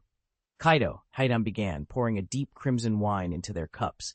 "I've been cooking up something big. You interested?" Without a word, Kaido lifted his cup, drained it in one swift gulp, and set it back, signaling for more. "Go on," he rumbled. "I'm listening." Heitan leaned in, eyes alight with excitement. There's a country not far from here, Wano. It's almost hermetically sealed off from the world, with mountains and rivers that make it nearly impossible to invade. It's ruled by the legendary Kozuki clan. Heitan paused to refill their cups, then dropped the real hook. What makes Wano truly priceless is the ore they mine there, Seastone, or Harrow Stone. It's incredibly rare, and it has the power to nullify devil fruit abilities completely, like throwing a user into the calm belt. No quirks, no powers. Hayden held Kaido's gaze, waiting to gauge his reaction. Hayden Muchan's words cut through the tavern's haze, and Kaido froze mid-sip, his copper-brown eyes widening. A slow, satisfied smile curved her lips. So the Hylu stone really is as powerful as you say? Kaido's gaze sharpened. If she was lying, he'd gladly spill his own blood to find out the truth. Would I risk my life on a lie? Think of it. Its power could change everything. Heitan leaned back, her confidence unshaken. Kaido felt his pulse quicken. Enough games. What's your motive? He slammed his empty mug on the table. My homeland is Wano, and I seek an alliance. Help our Heitan clan claim Wano's throne, and the Heitans will become its undisputed rulers. In return, you, Heitan Muchan, will ascend as King Ming, the kingdom's supreme general. All of Wano's riches, its armies, its influence, they'll be yours. For a heartbeat, Heitan said nothing. Then she met his stare and nodded once. Where do we begin? Kaido leapt to his feet, heart hammering. Not so fast. Wano isn't what you think. You're far too weak to take on Wano country. Heitan Muchan shook his head, amusement flickering in his eyes as Kaido fell into his trap. What makes you say that? Kaido demanded, frowning. I mean it literally, Heitan replied coolly. Your strength isn't nearly enough. If you tried to invade Wano now, you'd only be signing your own death warrant. You've heard the rumors, right? Wano's brimming with samurai. No, I should say swordsmen. And not just any swordsmen, but master-level duelists. Do you really think you can face them all by yourself? Kaido glared. Samurai? Swordsmen? Master duelists? Heitan took a measured sip of his wine before answering. Exactly. Kaido's expression softened, a wistful look replacing his bravado. I've dreamed of conquering Wano my entire life, but once I realized I couldn't do it alone, I sought outside allies. My first choice was Charles, Lingling, or Rockefeller Charles, as he's sometimes called. Yet fate intervened, and here you are instead. Heitan Muchan set down his glass and fixed Kaido with a steady gaze. So tell me, he said, what's changed your mind about Charles? Heitan Muchan leaned forward, his dark eyes fixed on Kaido. If you want to take Wano by force, you'll need power on the level of Charles Lingling or Charles Rockefeller, he said quietly. And you'll need loyal, capable underlings. No single man, no matter how strong, can hold Wano alone. Kaido set down his sake jug and pondered the words. Then why bring this to me? He asked, arching a brow. Maybe it's fate, Heitan replied with a faint smile. Or maybe I simply know talent when I see it. Kaido chuckled, a low, gravelly sound. The firelight flickered across his scarred features. We can't strike Wano right this moment, he admitted, lifting the jug in a half-toast. But that doesn't mean I won't someday. I'll wait for the perfect opportunity, and then Wano will be mine. Heitan gave a slow nod. So be it. The two warlords fell silent, each lost in visions of conquest and the day Wano would finally bow to their will. I agree, Kaido said with a nod. He had nothing else pressing to do, so why not? Ha! Then let's toast. Heitan Muchan raised his cup and signaled to his younger brother, Heitan Chanwan, to do the same. Kaido lifted his own vessel and drained it in one go. With that shared drink, the bond between them was sealed. Setting his empty cup on the table, Kaido stood. I'm off to gather my men, he announced. There's an island nearby that would make the perfect base. If you ever need me, that's where you'll find me. He pointed toward the horizon, where a dark shape hovered above the waves. Heitan Muchan leaned forward, squinting. That island? He asked. Kaido nodded. Heitan Muchan smiled. Onigashima, Devil's Island. It's one of the only islands off the coast of Wano country. Anyone born there would know it. Then Onigashima it is, Kaido said with a grin. He slung a thick arm over his shoulder and prepared to depart. See you there. Kaido threw back his head and let out a triumphant roar. In an instant, his body swelled grotesquely, scales ripping through his skin until he stood revealed as a 1,000-meter-long emerald dragon coiled in the sky. The roar of his wings sent a shockwave through the air. Heitan Muchan could only gawk, stunned speechless. "What is that?" he managed at last. He'd seen only a vague shape before, never anything like this. "If you ever come looking for me again," Kaido bellowed from above, "you'll find me on Ghost Island." With a powerful lash of his tail, the dragon shot skyward and vanished into the clouds. "Sis!" Muchan cried, heart pounding. His elder sister, Heitan Chanwan, blinked at him, still recovering from the spectacle. "Are you insane?" she hissed. "You know Kaido's nothing more than a low-rank recruit in the Rock's pirates. By right, he's beneath us." Her words only fueled Muchan's anger. Before she could react, he struck her across the cheek. Chanwan staggered, clutching her face. "Why?" she spat, fury flashing in her eyes. "Enough of your small-minded objections," Muchan snarled back. "You'll see soon enough that I know what I'm doing. If Kaido really wanted us dead, it would have happened already. And don't forget about the trainee. He's stronger than any of us and has more than earned his place. He's only in his 20s, and his potential is still wide open." Chapter 170. Marco Heitan Muchan's words rang out like a blade, and Heitan Chanwan immediately bowed his head in shame. "Come on," Muchan snapped. "We can't rely on Kaido forever. It's time we built our own strength." Heitan Muchan pushed himself to his feet and strode to the railing, staring out over the endless expanse of ocean. Kaido's plan to track down his two younger brothers was ruthless in its simplicity. Wherever he struck, the newspapers would print the location. So he launched a series of devastating raids on coastal kingdoms. In his fearsome dragon form, his serpentine body stretching for over a kilometer, he toppled walls, flattened cities, and left thousands dead in his wake. To ensure maximum publicity, he deliberately attacked a member state of the world government, turning the assault into an unmistakable provocation. The gambit worked. As the smoke cleared, Kaido made contact with Jin and Quinn, his appointed lieutenants, who had slipped in under the chaos. But the cost was steep. Outraged by the blatant challenge to its authority, the world government slapped Kaido with a colossal bounty. It soared from 700 million berries to a staggering 7 billion berries, a jump of 6.3 billion berries since Charles last checked the wanted posters. Attacking a world government nation was an act of sheer defiance, and the new bounty made it clear just how furious they were. Yet Kaido pressed on. Nothing would stop him from finding his brothers, not even the wrath of the entire world. For the safety of their own nations, the allied countries of the New World turned up the pressure on the world government. But Kaido's latest strike was more than a typical pirate raid. He obliterated an entire kingdom, razed it to the ground, and sent what remained tumbling into the ocean. In past attacks on world government territories, pirates would seize a single vote's worth of ransom and depart. No one wanted to slaughter the very people who provided the spoils. Even the fearsome golden lion Shiki, known for plundering kingdoms, never massacred the populace. He looted treasure, then offered protection in return. After all, he planned to become the pirate king himself. Kaido's unprecedented brutality, however, set off alarms in Marejois. The five elders were outraged. They demanded that the Navy's cyborg admiral, Konkian, sail into the New World, capture Kaido, and execute him in a public spectacle. Faced with this near-impossible assignment, Admiral Konkian scrambled for a solution. He seized command of Zepha's fleet and issued new orders: pursue Kaido at all costs and bring him back alive. For Zepha, this mandate was both a chance and a curse. Not long ago, his crew had failed to apprehend Charles, a blunder that still stung his pride. Now, redeeming himself meant going head-to-head with one of the world's most formidable pirates. It was a task Zepha couldn't afford to botch. Since his last draw with Charles, Kaido had been seething with frustration. He'd wanted a rematch ever since, but no one would grant him one, and with no worthy opponent in sight, he could only let off steam on anyone unlucky enough to cross his path. Meanwhile, the New World had descended into chaos. Wherever the Roger pirates sailed, they left uproar in their wake, wreaking havoc on port towns, harbors, and shipping lanes. Their antics drove the Navy, the world government, and every crowned ruler to despair.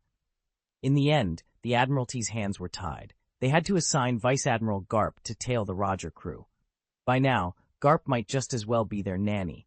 Every time Roger's men stirred up trouble, it fell to Garp to pick up the pieces. "Damn you, Roger," Mark my words, one day I'll catch you and lock you up for good. Garp bellowed from the dock, watching their ship slip over the horizon.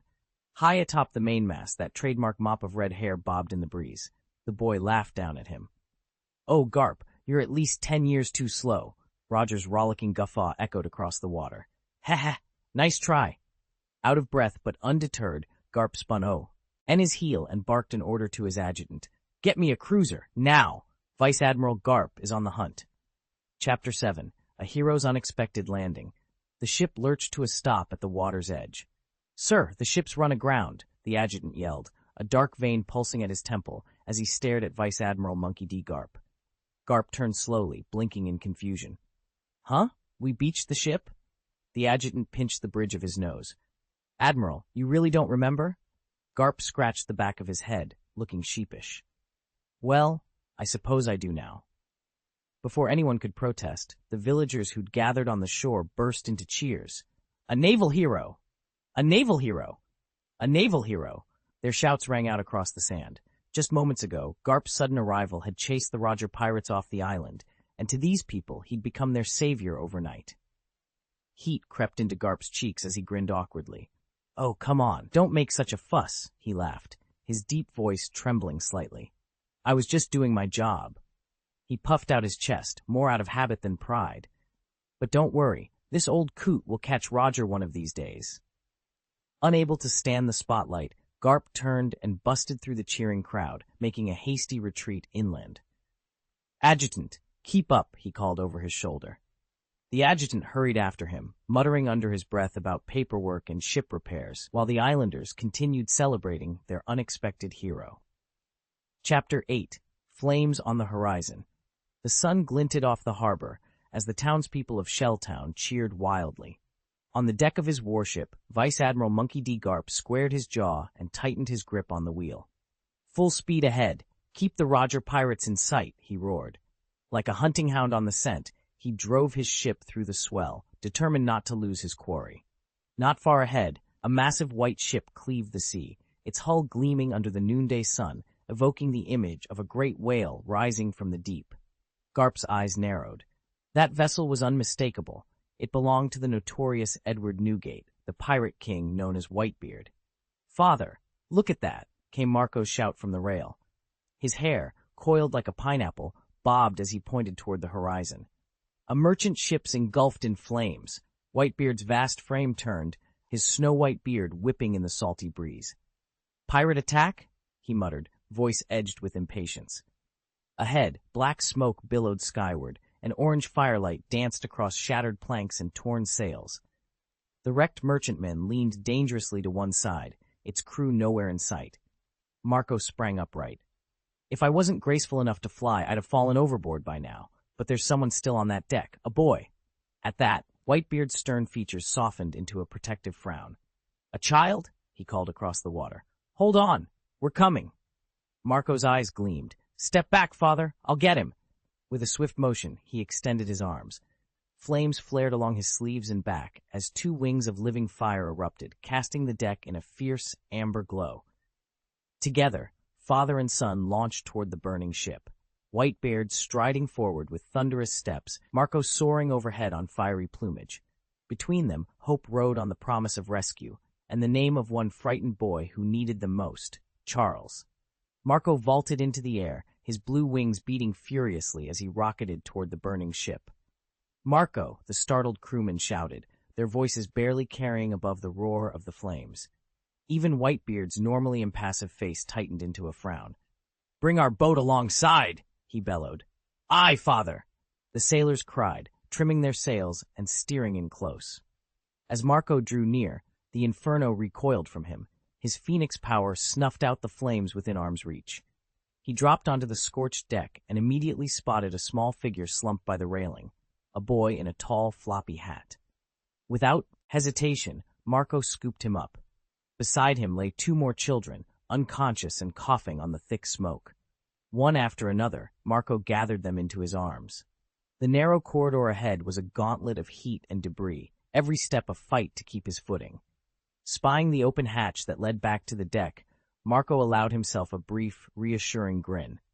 "Hurry. Once we're out on deck, "We'll be safe," he called over his shoulder. Cradling the 8-year-old boy, now stirring sleepily, Marco staggered forward. Then came a sharp crack overhead.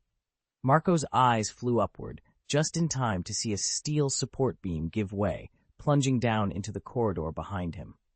"Not good," he muttered, tightening his grip on the children and preparing for whatever came next. If that crossbeam snaps, he and the other person will be crushed beneath it inside the boat, and there's no way they'll survive. Chapter 171. The Whitebeard Pirate's Clang. "No!" Marco cried out as a splintered crossbeam from the breaking mast came crashing down toward him. "Marco!" Another voice shouted in alarm. On the deck of the Moby Dick, the young officers, the little devils, as Whitebeard affectionately called them, froze in horror. They watched helplessly as the beam hurtled toward their comrade. In the next instant, Edward Newgate, the man known across the seas as Whitebeard, narrowed his eyes and lashed out with a single thunderous punch at the broken mast. The shockwave that followed rattled the entire ship, instantly snuffing out the raging flames and sending the splintered timbers flying in all directions. Marco felt only a rush of wind brush across his cheek. The crossbeam was blown aside harmlessly. He opened his eyes and, to his relief, saw that he'd escaped unscathed. "Father!" he gasped, looking up at the towering figure of Whitebeard, whose arms still hung in midair from the force of his strike. Whitebeard let out a low chuckle. "Marco, come down here. It's far too dangerous up there." Trusting his captain and his father in all but blood, Marco nodded. With a swift motion, he tossed the captive he had been holding safely onto the deck and scrambled down to join the others, the threat of the fire extinguished and his heart pounding with awe at Whitebeard's overwhelming power and mastery. Whitebeard realized what was happening and lunged forward, catching Charles firmly in midair. The boy, whose devil fruit power had briefly turned him into a blazing bird, flapped his fiery wings in surprise as he was hauled back onto the deck. "Charles, that was far too reckless," Whitebeard scolded, though there was no real anger in his voice. Several crew members exchanged worried glances. None of them expected Charles to take such a wild leap, and it had given them all a fright. "Father, I'm sorry," Charles murmured, lowering his head. He padded over and stood between Whitebeard's massive legs, fully prepared to receive a stern lecture. Instead, Whitebeard knelt and set him gently on the deck, then laid a huge calloused hand on the boy's shoulder. "Don't apologize, my son," he rumbled softly. "It's my fault for not telling you to douse the flames before you jumped." Tears welled in Charles's eyes as he looked up at the gentle warmth in his father's gaze. "Dad," Whitebeard squeezed his shoulder in reassurance. "You scared us, sure, but you're safe. That's all that matters. I'll always forgive you."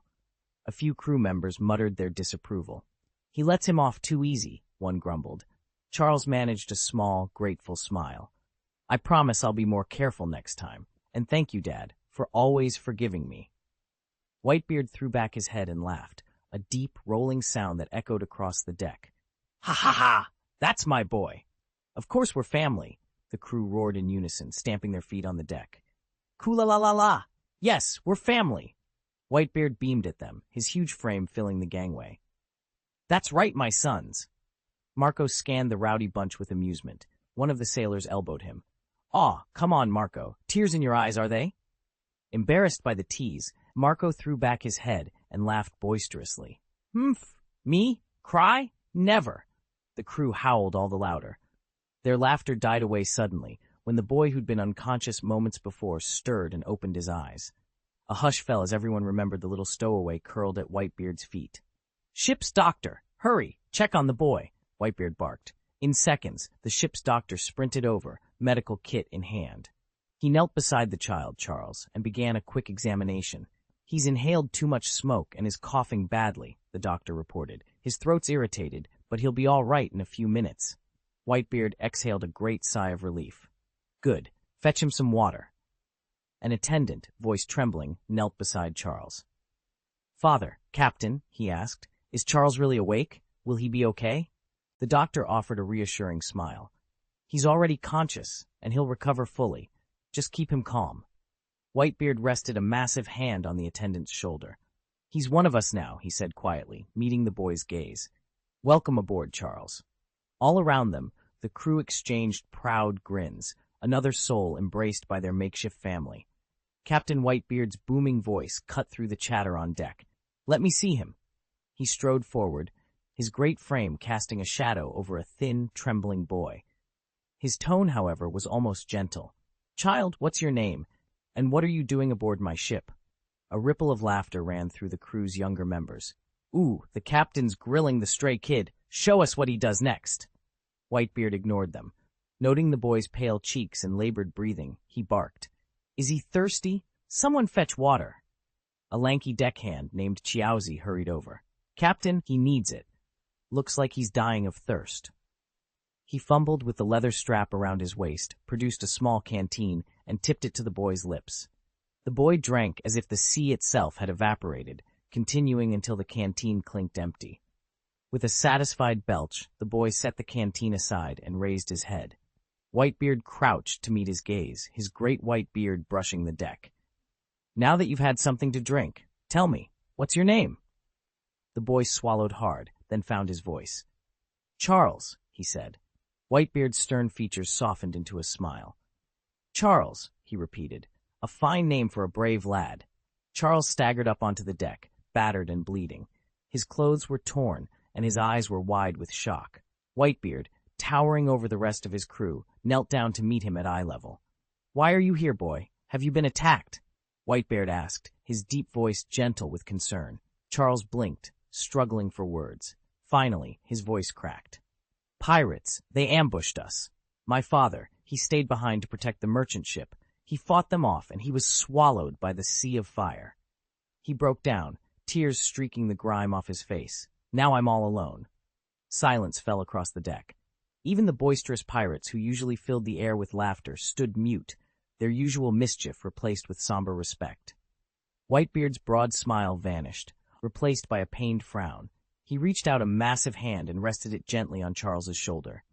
"My poor boy," he rumbled. "What will you do now, all by yourself?" He paused, eyes misting. "Not on my watch." He looked up at his assembled crew. "Brothers, this lad has lost everything. Starting today, he's one of us.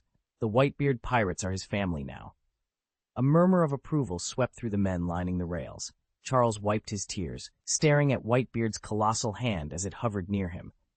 "Come," Whitebeard said, voice strong and certain.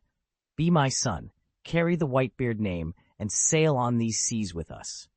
Charles hesitated for only a moment before lifting his bruised hand and placing it in Whitebeard's. In that instant, he felt something he hadn't felt since his father's last moments: hope. Charles hesitated for a moment, then carefully laid his hand atop Whitebeard's massive one. With a broad grin, the pirate lord pulled him to his feet. "From this day forward, you'll be my son," Whitebeard declared, his eyes sparkling. "Father." Charles burst out, still adjusting to the shock of losing one parent, only to find another so suddenly. The other pirates broke into cheers. "Cora, the feast begins. Let's welcome Charles. Huzzah!" Whitebeard clasped Charles's hand and raised it high. "Everyone, meet my new son, Charles." "A banquet," the crew shouted in unison, leaping to their feet. Marco strode forward, his pineapple-shaped hair bobbing. He clapped Charles on the shoulder and smiled warmly. "Hey, brother, remember, I saved you back there." Charles looked up at him, gratitude welling in his chest. "Thank you," he said softly. With that, the Whitebeard pirates surged around their newest member, the air thick with laughter, clanking mugs, and the promise of a fresh start. Chapter 172, The Flying Pirates. "Marco, quit the showboating. Daddy saved your skin." A dozen voices howled, circling him on the deck. Marco, his clothes still singed, glared at them. "If I hadn't plunged into those flames, Vista would have been burned alive." One burly pirate shoved him aside. "Save the hero act for someone who cares. Blah, blah, blah. If you won't listen, nothing I say will matter." Marco snapped back.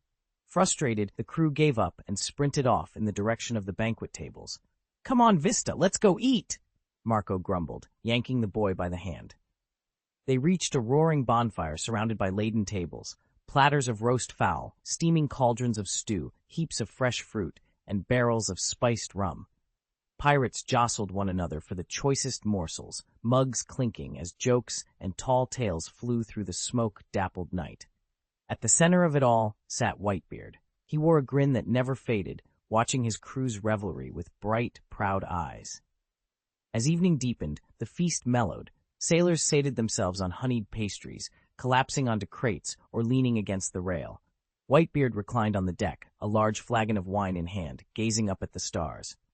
"Dad!" Vista came running, skidding to a halt beside him. Whitebeard set down the flagon and ruffled his son's hair. "Yes, little one. What's on your mind?" Vista's small frame trembled with barely contained fury. "Father, I want revenge. The pirate gang that destroyed our family, that killed Mama, they have to pay." Whitebeard's eyes softened. He rose and draped an arm around Vista's shoulders. "You've inherited your mother's fire," he said quietly. "We'll make them answer for what they did, together."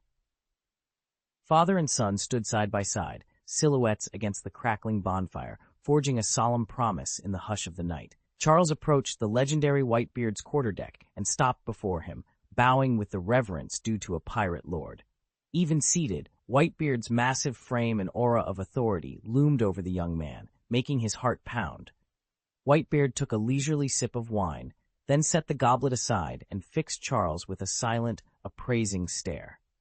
"Father," Charles said, voice tight with urgency, "will you help me?" After a moment, Whitebeard's deep voice rumbled, "Do you remember what that pirate looked like?" Charles swallowed and shook his head. "I never saw his face. They struck under cover of night. But I know they're Jolly Roger. If you grant me but a moment, I'll draw it for you." Whitebeard's lips curled into a knowing grin. "Very well." Charles rummaged in his satchel, produced a sheet of parchment and a charcoal stick, then sketched swiftly, a skull with crossed swords beneath it, set against a pitch-black background. He slid the crude portrait across the table. Whitebeard studied the image, his smile fading into a stern line. He tapped the flag with a thick finger. "Har, har, har! This belongs to the crew of the Golden Lion Shiki." His voice grew cold. "They dared to murder your father, my son's birth father, and spit in my face by doing so. Rest easy, Charles. No one harms my family and walks away unpunished." He rose, the deck creaking beneath his weight. Torches flickered along the rails, casting dancing shadows across his battle-worn features. Charles felt relief and determination surge through him. "Gather the men," Whitebeard ordered, voice echoing across the deck. "We sail at dawn. Golden Lion Shiki will answer for this, in blood." Charles bowed again, his resolve steeled by Whitebeard's promise. The coming storm would be terrible, but he no longer faced it alone. "Thank you, Daddy." Unbeknownst to Vista, that simple request would spark a war. Far out at sea, a pirate sloop cut through the waves, its deck alive with raucous laughter and the clink of tankards. "Captain, look at this haul!" cried one pirate, hefting a burlap sack overflowing with silks. "I never expected that rundown merchantman to be so packed with treasure."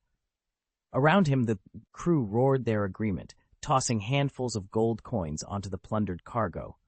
Barrels of spices, chests of porcelain, bolts of fine cloth, everything gleamed in the afternoon sun.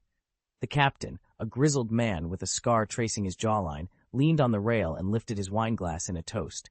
"Ho ho! Who'd have thought such a decrepit ship would turn out to be so, well, fat?" "Boss Shiki won't mind us taking this bounty," the first mate offered, his voice tinged with unease. "But you know we're in Whitebeard's waters. What if the Whitebeard pirates find out?" The mention of Whitebeard, the legendary warlord whose very name sent shivers through the Grand Line, snuffed out the merriment. Even the rolling waves seemed hushed as every man froze, eyes darting for the slightest hint of danger. Suddenly, the captain slammed his glass down so hard the wine sloshed over the deck. "What's there to fear?" he bellowed. "We sail under the flag of the flying pirates. Does Whitebeard think he can pick a quarrel with us over a few crates of spices?"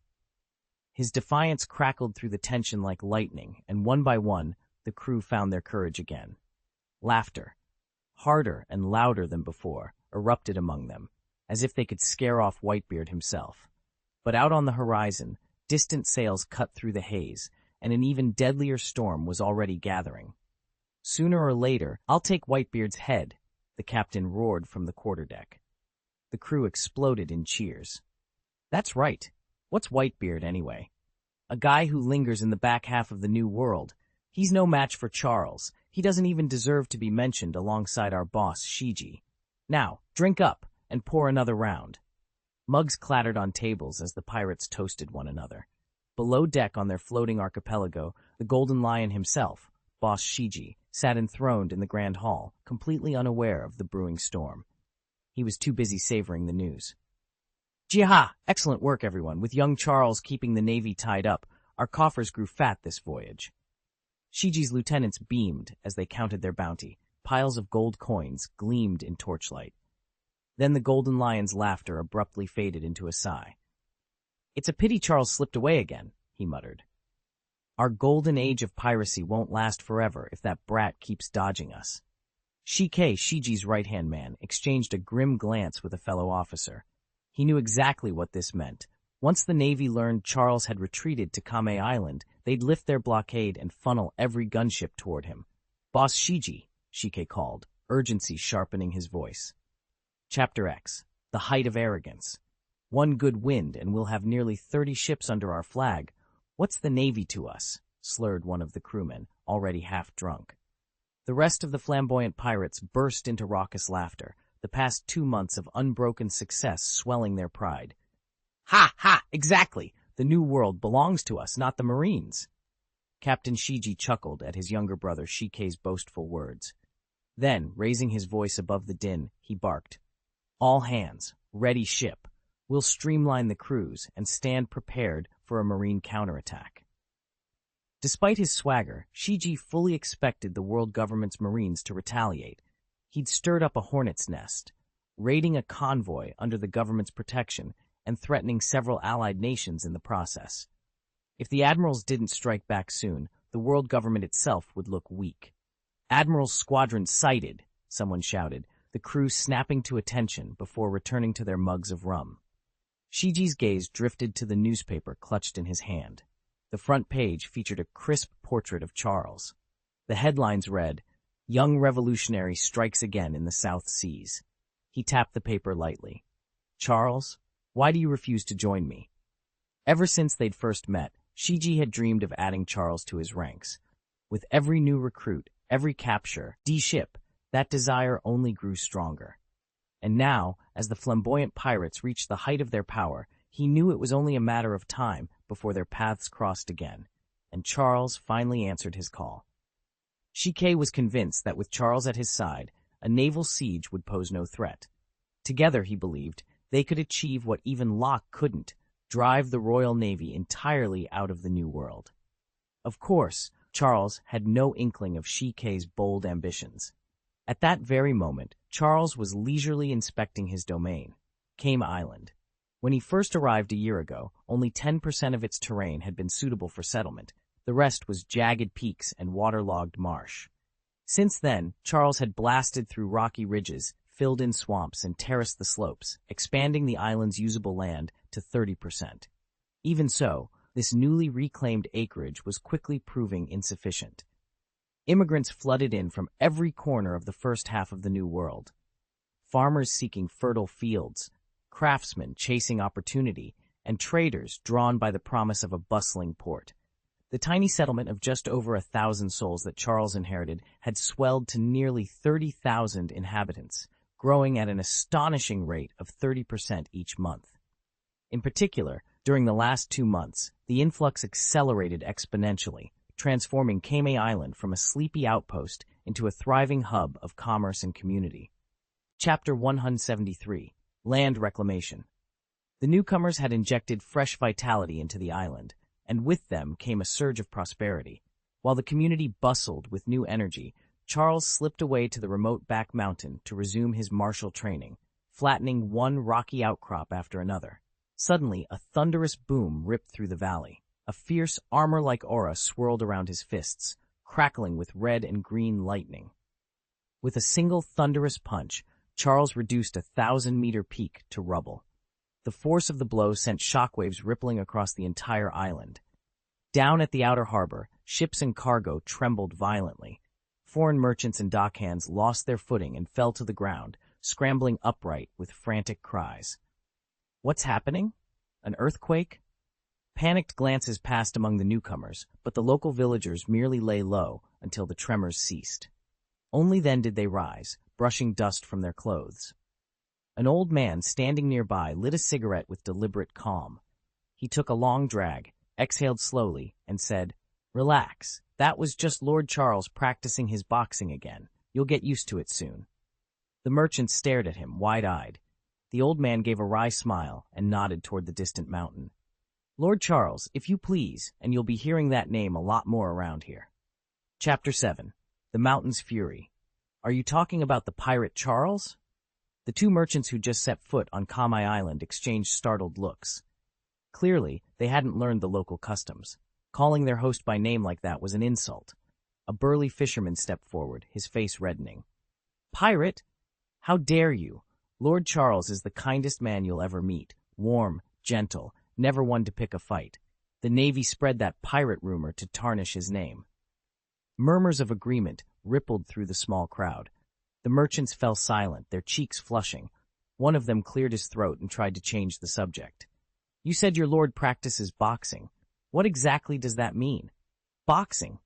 The fisherman grinned. "Oh, you mean the sort of fists that can burst a mountain." The older man standing beside the fisherman snorted. "A single punch that brings down a mountain?" The merchant raised an eyebrow. "Really? Show me." The elder tapped the blackened rim of the jetty and pointed toward the island's interior. A thick column of smoke curled into the sky, black against the morning sun. "There," the elder said.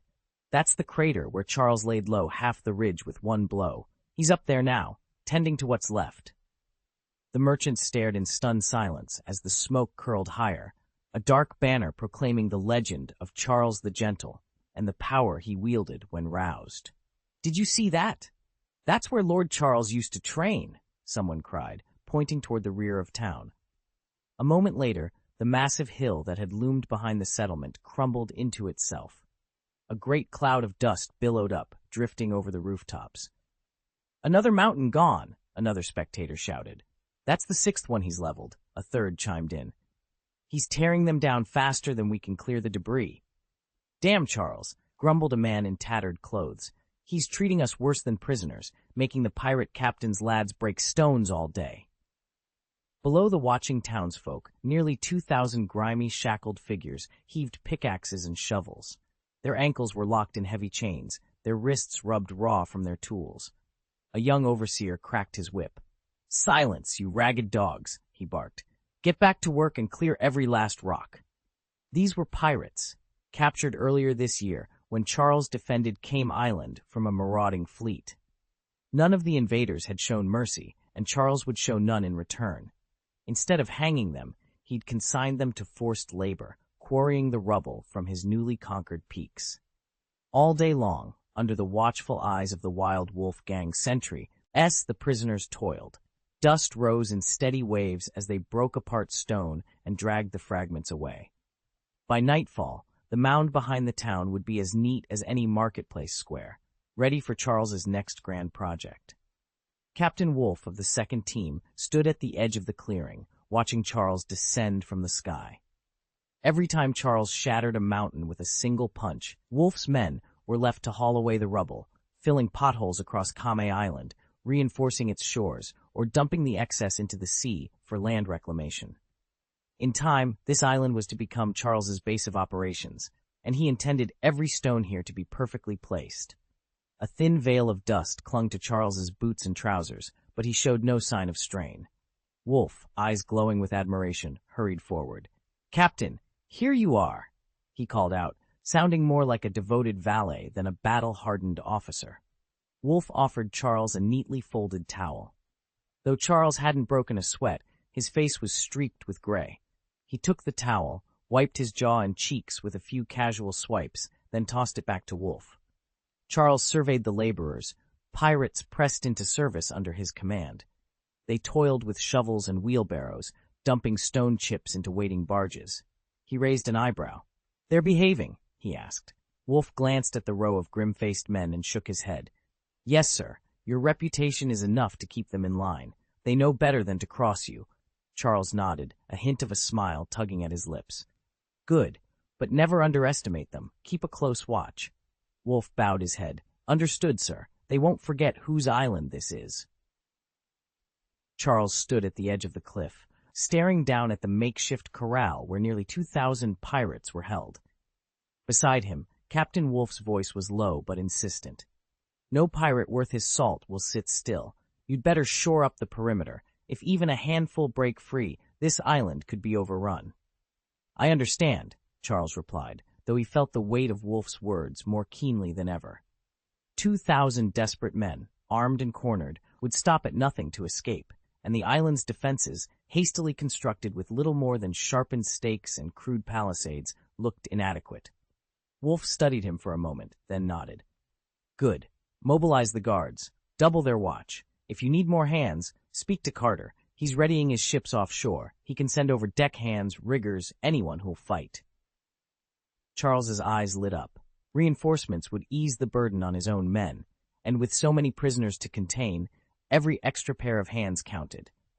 Understood, Captain. I'll send word to Carter immediately. Excellent, Wolf said, clasping Charles on the shoulder. I'll take the West Watch myself. Keep me posted. With that, Wolf strode off, boots kicking up dust along the narrow cliff path. Charles watched him go, then turned back toward the camp. He felt a surge of power warring with caution. He possessed enough strength to split the island in two if he willed it, but such reckless force would destroy both friend and foe alike. He swallowed his pride and set off at a brisk pace instead. The camp sprawled across a plateau farther down, tents and lean-tos packed shoulder to shoulder like ants in an anthill. Lanterns glowed behind thin canvas walls, and sentries stood at every entrance, rifles at the ready. Charles paused at the edge of the camp gate. A pair of guards snapped to attention as he approached. Captain Meredith to the line, he called, voice carrying across the still night air. Aye, sir, one guard answered, moving to pass along his orders. Charles watched them hurry into the camp, rallying the tired men and women to their tasks. Beneath the nighttime sky, with torches sputtering against the rising wind, Charles felt the tide shifting in his favor. Between Wolf's determination, Carter's expected reinforcements, and his own leadership, he was ready to tame this island, and keep the pirates from ever seeing the sea again. Charles strode into the camp and was surprised to see even the scientists he'd recruited hard at work. Barrett was hunched over a workbench beside naval engineer Caesar Current, studying a sleek, half-assembled hull that looked very much like a submarine. Hey, what are you two up to? Charles called out. Startled, Barrett snapped to attention. Captain! Sir Charles, Caesar exclaimed, quickly regaining his composure. Charles crossed his arms and examined the prototype before him. Explain yourselves. Barrett's eyes gleamed. We're running trials on a submarine sealing system. Thanks to your fusion fruit, we can finally tackle the long-standing problem of keeping submersibles watertight. Caesar nodded in agreement. I'm overseeing the experiment alongside Barrett. Charles stroked his chin, studying the polished metal and intricate seals. Not bad. If you really pull this off, I'll make sure you both receive a generous reward. Keep pushing. He gave Caesar an encouraging pat on the shoulder. Understood? Absolutely, Captain, Caesar replied eagerly. Satisfied, Charles turned to leave. Report back as soon as you hit a breakthrough. Right away, sir, Caesar called after him, already buzzing with excitement. I'll keep searching, Charles declared, then pivoted and began to survey the rest of the facility. He made his way toward a small group of scientists, strolling down the corridor, their arms full of sketches and blueprints. They were deep in conversation, pointing out details on their drawings as they walked. Having grasped the breadth of their expertise, Charles was determined not to let such talent go unused. Chapter 174, Lack of Funding. Charles announced that the scientists would be free to draft their own blueprints. So long as he reviewed each design and deemed it feasible, he would provide full support for its development. The moment he made this promise, a wave of excitement swept through the research community. For scientists, nothing ranks higher than reliable funding. Why beg the world government when here was an offer of virtually unlimited resources? Admittedly, working under pirates carried risk, but the chance to pursue experiments unhampered by budget shortages proved irresistible. Almost overnight, over 40 researchers, from biologists and mechanical engineers to electronics specialists and chemists, threw themselves into the challenge. They toiled around the clock, often forgetting to eat or sleep, resurrecting projects that had lain dormant for lack of money. Within days, Charles found himself buried under hundreds of blueprint submissions and theoretical proposals. Some designs were fully detailed and ready to build. Others existed only as ambitious concepts on paper. As he sifted through the avalanche of sketches and technical notes, Charles felt a familiar thrill and a mounting headache. The sheer diversity of ideas was staggering. Yet in that chaotic abundance lay the promise of breakthroughs he had long dreamed of. If only they could turn these blueprints into reality. Charles surveyed the blueprints spread across the table and felt a surge of both excitement and unease. He'd convinced a team of Punk Hazard's top scientists to assist Dr. Vegapunk, an incredible coup. Even if their expertise couldn't quite match Vegapunk's, these researchers would still outclass almost every other mind in the Grand Line. Ordinary scholars simply couldn't compete with a genius whose intellect had leapt centuries ahead. Charles smiled. Heading to Punk Hazard had been a stroke of genius. Flipping through the intricate schematics, he recognized the challenge ahead. So many new inventions, so many untested technologies. None of it would come cheap. His funds from the Valley of the Gods and his previous earnings were considerable, but he wasn't certain how long they'd last. Before the real work could begin, he might need to make one more stop at the empty island to shore up his finances. He tucked the drawings under his arm and strode down the dock toward his ship, the Poseidon. On board, dozens of shipwrights were already dismantling sections of the hull.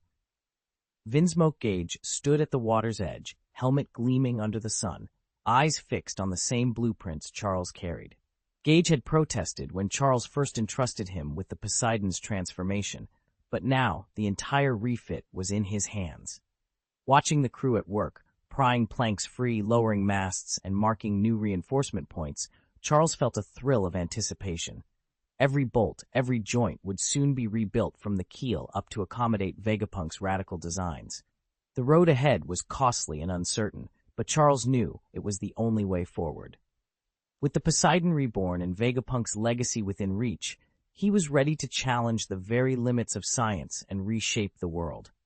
Charles pressed his blade against Gage's throat, eyes burning with impatience. The engineer had agreed to work for the Rockefeller pirates, yet he was still occupied with outside commissions, an open challenge to Charles's authority. Frustrated, Charles realized that mere threats wouldn't speed him up. He leaned in, voice low and dangerous, and laid out his condition. Build me a ship that needs no sails, powered entirely by some other force, and make it faster than any vessel on the sea, faster than the Navy's swiftest frigate. Do that, and I'll grant you your freedom. Most would have balked at such a demand, but Gage only nodded. His calm acceptance both infuriated and intrigued Charles. 3 to 5 years, Gage promised without hesitation. Give me that time, and I will deliver the fastest ship in the world. Charles felt a surge of excitement. If Gage could pull this off, the Rockefeller pirates would dominate every sea route. He vowed to supply whatever resources Gage needed, materials, funding, manpower, anything. With their pact sealed, they turned their attention to an old merchantman moored in the harbor, stripped bare and ready for transformation. Climbing onto the exposed deck, Charles called out, "Gage, have you drawn up the blueprints yet?" Gage spread a set of rough sketches across a rusted hatch cover. "The core design is complete," he said, tracing the arc of a hull and a network of coils with his finger. "No sails, pure electrical propulsion. Right now, our only obstacle is generating enough electricity." Charles studied the drawings, heart pounding with anticipation. Electricity, not wind, that was the revolution he'd demanded. If Gage could solve the power problem, nothing would stand in their way. He sheathed his sword and smiled. "Then let's get to work." Charles studied the blueprints spread across the table, concern furrowing his brow. "But I've thought of another way," Vinsmoke Gage said, stepping forward. "We can fit the hull with solar collectors to convert light into electricity, then store that power to keep the engines running." Charles's eyes lit up. He had been dreading their reliance on the thunderstorm die fruit. A single overcast day could drain its charge. He hadn't expected Gage to anticipate this problem. Excellent. Anticipating his captain's needs was precisely what a loyal crewman should do. A slow grin curved Charles's lips. "All right," he said at last. "If you can pull it off, I'll grant every request you make, and I'll set you free." Gage's hand shot to his helmet in a respectful salute. "Thank you, Captain Charles." For a heartbeat, the young engineer's posture stiffened with pride. Then, almost imperceptibly, his head dipped, and a flicker of embarrassment crossed his eyes. Around them, the crew began dismantling the reactor core and peeling back hull plating to install the solar arrays. Charles watched each panel come off, memory of the ship's construction weighing on him. 5 years, countless nights and days, gone in mere weeks. He had dreamed of this vessel since he was a boy, and now it was being torn apart just 2 months after her maiden voyage. He drew a slow breath. Change was never easy, but if solar power meant the difference between drifting dead in space or pressing on toward adventure, then perhaps the sacrifice was worth it. With renewed determination, Charles turned back to Gage and said, "Let's get to work." Charles clenched his fists, a fresh wave of frustration coursing through him. The more he stared at the schematics spread across his workshop table, the heavier his heart grew. He rose abruptly and left the small, dim room behind, its emptiness echoing in his mind. There was so much left to research, and every experiment, every prototype, carried a staggering price tag. Could his multi-billion-berry fortune possibly last until the ship was seaworthy? If not, he'd be forced back into the life he'd sworn to leave behind, hunting bounties on the high seas. But in the New World, lucrative targets were few and far between. True riches were the domain of emperors and legend. A name flickered through Charles's thoughts. John. The tale of John's lost treasure had set the Grand Line ablaze.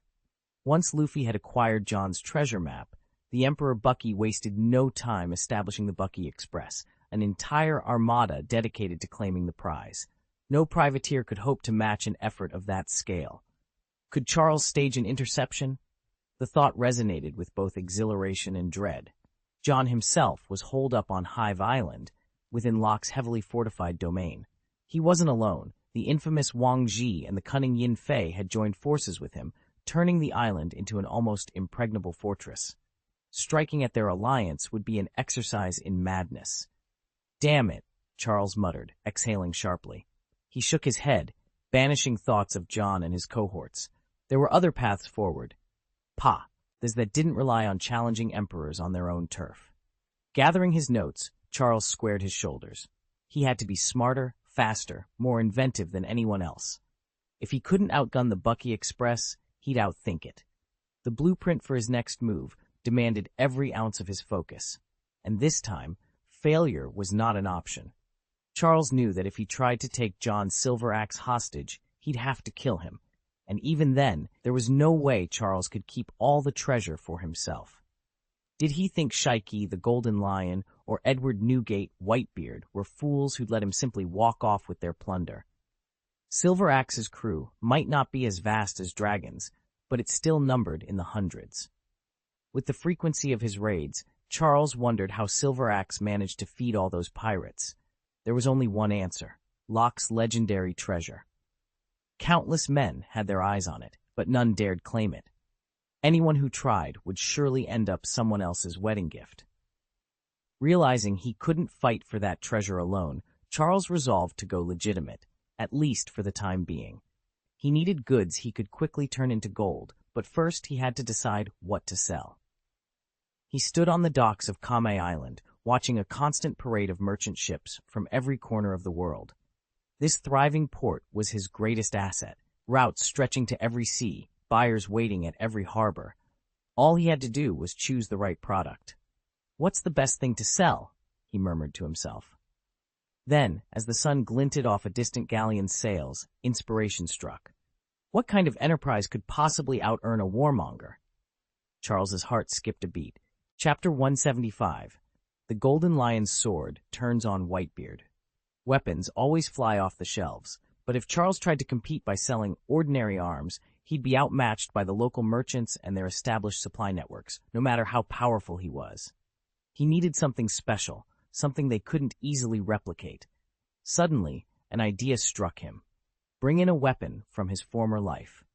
Of all the war relics he'd known as a veteran mercenary, half an arms enthusiast really, there was one that stood out above the rest. He grinned. That's it. In his previous world, the Mosin Nagant rifle had been legendary. It fought in nearly every major conflict of the late 19th and early 20th centuries, admired for its rugged reliability and pinpoint accuracy. A manually operated bolt-action rifle feeding from a fixed 5-round magazine, plus one in the chamber, it was the first smokeless powder infantry rifle officially adopted by Tsarist Russia. Measuring just over a meter in length and weighing 3.9 kilograms, it struck the perfect balance between weight and firepower. Charles ran his fingers through his hair, picturing the rack of gleaming steel he could display. Every marksman, every militia captain, even the local nobleman would clamor for such a proven design. With its storied history and rock-solid performance, the Mosin Nagant would sell itself. "This is the one," he said, determination shining in his eyes. "Nothing else compares." Charles paused, considering whether to leap straight into producing machine guns. He knew that once these weapons appeared, they would revolutionize warfare. Firepower would reign supreme. Satisfied with his reasoning, he picked up a pen and paper and drafted a detailed schematic. Then he handed it over to Caesar Courant. Despite his youth, Caesar's reputation was impeccable. A devoted weapons enthusiast and inventor of devastating armaments, he thrived on pushing the boundaries of destruction. For Charles, a pirate whose future was inseparable from conflict, Caesar's expertise was exactly what he needed. After all, even the so-called dynamite stones had rattled both the world government and the navy. Yet in his mind, Charles imagined far deadlier creations. He might not know every technical step of production, but the core principles were clear. Confident that Caesar would bridge the gaps, Charles entrusted him with the blueprints. When Caesar vowed the machine guns would be ready in 3 days, Charles allowed himself a rare moment of relief. Charles's days had fallen into a dull routine. He'd wander the island by daylight, and by night he was consumed with the aches and joys of caring for his newborn and his beloved. Life felt strangely peaceful until Carter came barreling in, breathless and waving a freshly printed newspaper. "Captain! Something big has happened outside!" Charles hurried out to the veranda. "What is it?" Carter sucked in a ragged breath. "It's the Golden Lion, Shiji. He's declared war on Edward Whitebeard Newgate." Charles snatched the paper and scanned the headline, "Flying Pirates Turn on Whitebeard Pirates." Subheading, "Shiji Provokes Whitebeard Despite Admiral's Warnings." Shock and anger surged through him. He'd never expected the tranquility he'd found here with Shiji to last forever, but he had hoped it would. Now the peace of this new world was shattered. Charles squared his shoulders. "Prepare a ship. We set sail immediately." Set sail! Charles's resolve was instantaneous. He would volunteer at once. He couldn't stand by while the Navy faltered again. 3 decks above, in the grand hallways of Navy headquarters, Admiral Steelbone Kong stormed in, clutching the day's newspaper. "Sound the horn. Summon every senior officer to my office, immediately." Within minutes, the heavy doors of the fleet commander's chamber swung open one after another. Admiral Zephyr stepped in first, followed by Chief of Staff Crane and 8 of the Navy's most respected lieutenant admirals. The air crackled with tension. Admiral Kong slammed the newspaper onto the polished table. "I trust you've all seen this report," he began, his voice echoing against marble pillars. "In the New World, the Golden Lion Shiki is locked in combat with Whitebeard Edward Newgate. This clash presents us with a once-in-a-lifetime opening to intervene and to retake the initiative from the pirates." He clenched his fist, his cheeks flushed with fervor. The memory of losing the New World, first to Rock's marauders, then during the debacle with the cyborg Sora, had tormented him ever since. Now, at last, the opportunity to redeem the Navy lay before him, and he would seize it with every ounce of his strength. The 2 greatest pirate fleets in the New World are on the brink of war, and the Navy has a once-in-a-lifetime chance to crush them both at once. "Marshal, give the order," several admirals called out as they straightened in attention. Fleet Admiral Kong rose from his command chair, eyes bright with determination. "Very well. Captain Zephyr Sengoku, assemble your squadron. Take 10 warships into the New World at once. You'll be reinforced by 8 of our finest lieutenant admirals. Your mission: strike decisively at the Whitebeard pirates and the Flying Pirates and destroy them both in a single, overwhelming blow. Keep the Navy flag flying high." "Yes, sir," Zephyr and the other officers replied in unison. Kong turned to his chief of staff, Admiral Crane. Crane, immediately recall Vice Admiral Carp from leave. He's been off duty for 2 months. I want him back to secure the first half of the Grand Line. His very name will dissuade any would-be corsairs from exploiting our distraction. As you command, Crane answered. Carp's reputation alone is enough to keep most pirates at bay. Fleet Admiral Kong's voice grew sterner still. And one more thing, do not engage until the Whitebeard and flying fleets have clashed and exhausted themselves. Wait for them to weaken one another, then move in for the kill. Captain Sora, who stood beside Zifa, gave a crisp nod. Understood. Zifa met her gaze squarely. Crystal clear, Captain. With that, the admirals dispersed to their stations. Soon, the entire navy would be sailing toward the New World, poised to turn 2 pirate superpowers into nothing more than wreckage on the high seas. Fleet Admiral Crane sat at the head of the table in Marine headquarters, his expression grim. With the warlord stationed far out in the New World and Admiral Garp away in the East Blue visiting his grandson in Windmill Village, the only senior officer left at HQ capable of meeting a serious threat was Admiral Zephyr. But headquarters could not be left undefended, especially not now. As soon as the conference ended, Crane tapped open his Den Mushi and called Garp. The little snail squawked to life. Click! Moses! Moses! Garp, vacation's over. Return to headquarters at once. Something huge has just gone down in the New World. Crane barked into the shell, his voice tight with urgency. Half a world away in Goa Kingdom's Windmill Village, Garp was trying, ineffectively, to relax. He lounged on a beach chair beneath a swaying palm, wearing an outrageously colorful floral shirt. Coconut juice in one hand, a half-eaten donut in the other, he gazed out at the gentle waves and sighed. Boredom had never been more oppressive. Not that his companion was faring any better. Drago, Garp's grandson, stood on the shoreline in boxing gloves, swinging relentless combinations at a weathered boulder. Each punch chipped stone and drew fresh streaks of blood across his knuckles. Garp snorted between bites of donut. Come on, Drago. Use your strength. You're going to be one of the Marines' greatest fighters someday, but you're not nearly strong enough yet. No one's ever going to respect a quitter, he roared. Damn it, Grandpa, Drago growled, grit flashing in his eyes as he pressed on. His arms shook, but he refused to stop. Garp, still clutching his coconut and donut, leaned forward eagerly. Again! Don't even think about quitting until you can crack that rock in half. The Den Ushi cracked again in Garp's pocket. Crane's impatient chirp reminding him that duty always came first. Garp set his donut down, spat out a piece of shell, and sprang to his feet with a booming laugh. All right, Drago, rest's over. I've got to go save the world. You keep punching. I'll be back soon to see how much stronger you've gotten. With that, the legendary Marine detonated his hammock with a single bound and raced down the beach, already picturing the battles ahead. Drago wiped the blood from his fists, squared his shoulders, and launched another furious assault on the boulder, determined that when Garp returned, he'd be more than ready. Suddenly, the idle phone rang. Garp snatched it up. Moses, this is Crane. Your vacation's over. Report back to Navy headquarters at once. There's been a major incident in the New World. Crane's voice crackled through the earpiece. What, my vacation? I've still got 5 days left. Garp protested, more concerned about his leave than the emergency itself. In the distant office, Crane pinched the bridge of his nose, speechless at Garp's self-centered reply. Chapter 176. Garp was barely into the second day of his beachside holiday when his phone buzzed insistently. He glanced at the screen. Commander Crane. With a resigned sigh, he answered. Garp, Crane's voice was brisk. Never mind that you've only been gone 5 days. I've already alerted the nearest naval detachment. They've set sail. You'd better get back to headquarters immediately. And I'm not joking. Click. The line went dead. Garp stared at the silent phone, donut halfway to his mouth, his hard-won vacation evaporating in an instant. He flopped back into his lounge chair, the sweet scent of his treat turning stale in protest.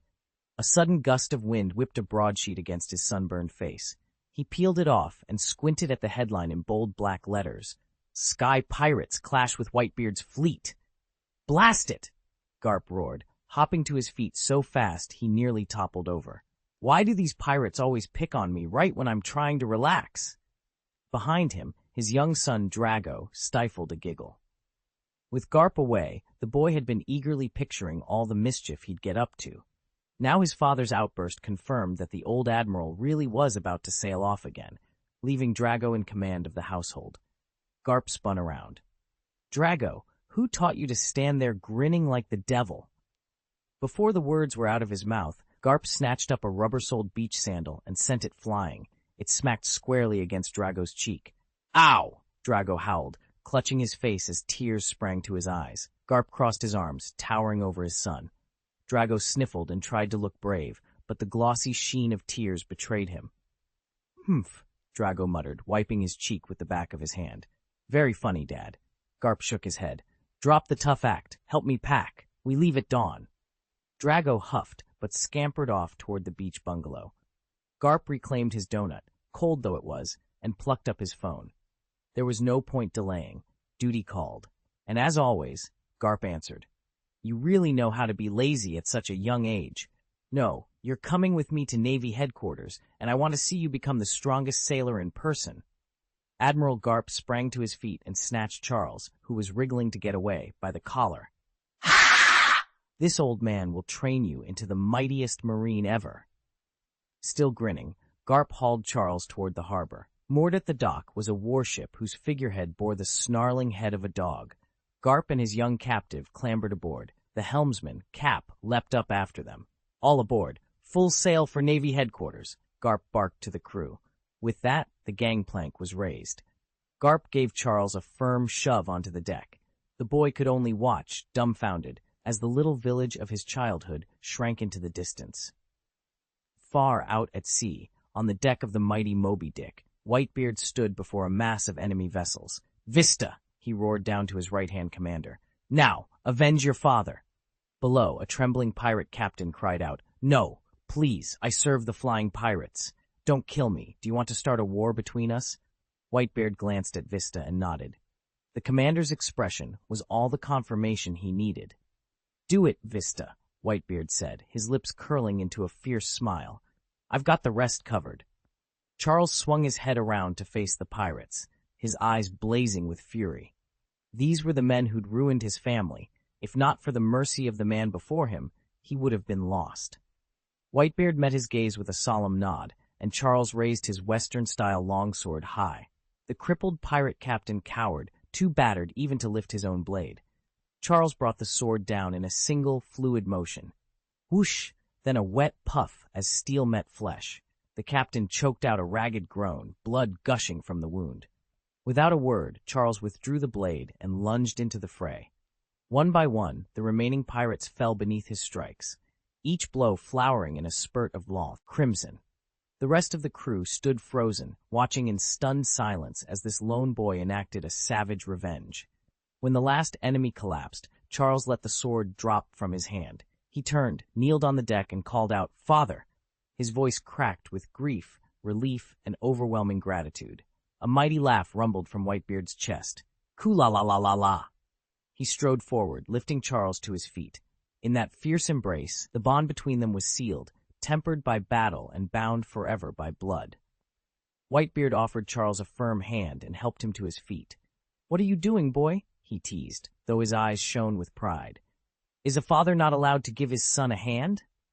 Charles wiped the tears from his cheeks and managed a grateful smile. "Thanks, Dad." Suddenly the tension broke. Charles's spirits soared. "All right, everyone. Tonight we celebrate. A feast and a toast to my revenge." Whitebeard chuckled and addressed the gathered crew. "A party it is." Shouts of agreement filled the hold. "Father," Marco called out with mock suspicion, "I think you just want an excuse to drink again." Whitebeard raised an indignant brow. "Me? Soft-hearted? Surely you jest, Marco." Before anyone could reply, a sharp ring echoed through the chamber. All eyes snapped toward the corpses strewn across the deck. Nestled among them, a single cell phone vibrated. In one fluid motion, Charles snatched it up. The room fell silent. Through the crackling speaker came a calm, authoritative voice. "Bring Charles to me." Whitebeard laid a steadying hand on his son's shoulder. "Be brave, Charles. You've faced worse than this." Charles met his father's gaze, resolve hardening. He slipped the phone into his coat pocket and nodded. "I'm ready." Charles's small voice trembled as he clutched his sister's hand. Dad will protect you. At his side, Vista passed the tiny communications bug up to Whitebeard. The old pirate lord took it, flipped the switch, and spoke into it. Moses, come in. On the other end came a pause, then a cold, unfamiliar voice. Edward Newgate, where is O'Neill? Whitebeard's broad face darkened. He's dead. I killed him, the voice continued flatly. What? Whitebeard roared. Who are you? Identify yourself, and how dare you spill the blood of my flying pirates? There was a short, angry silence. Then the stranger spat back. Whitebeard, if you want war, send Ski my way, and I'll clean your neck myself. With a furious snap, Whitebeard ended the transmission, tossing the bug aside. Meanwhile, far across the sea, aboard the warship Stormbreaker, Captain Moses frowned at the dead line. Edward Newgate, Whitebeard? He tapped the receiver, bewildered. I've never heard of a newcomer by that name. Then realization struck him like a cannonball. No, that's my own captain's name. Something is very wrong. Back on Whitebeard's flagship, young Charles, eavesdropping, grabbed up the discarded bug and bolted for the main hall.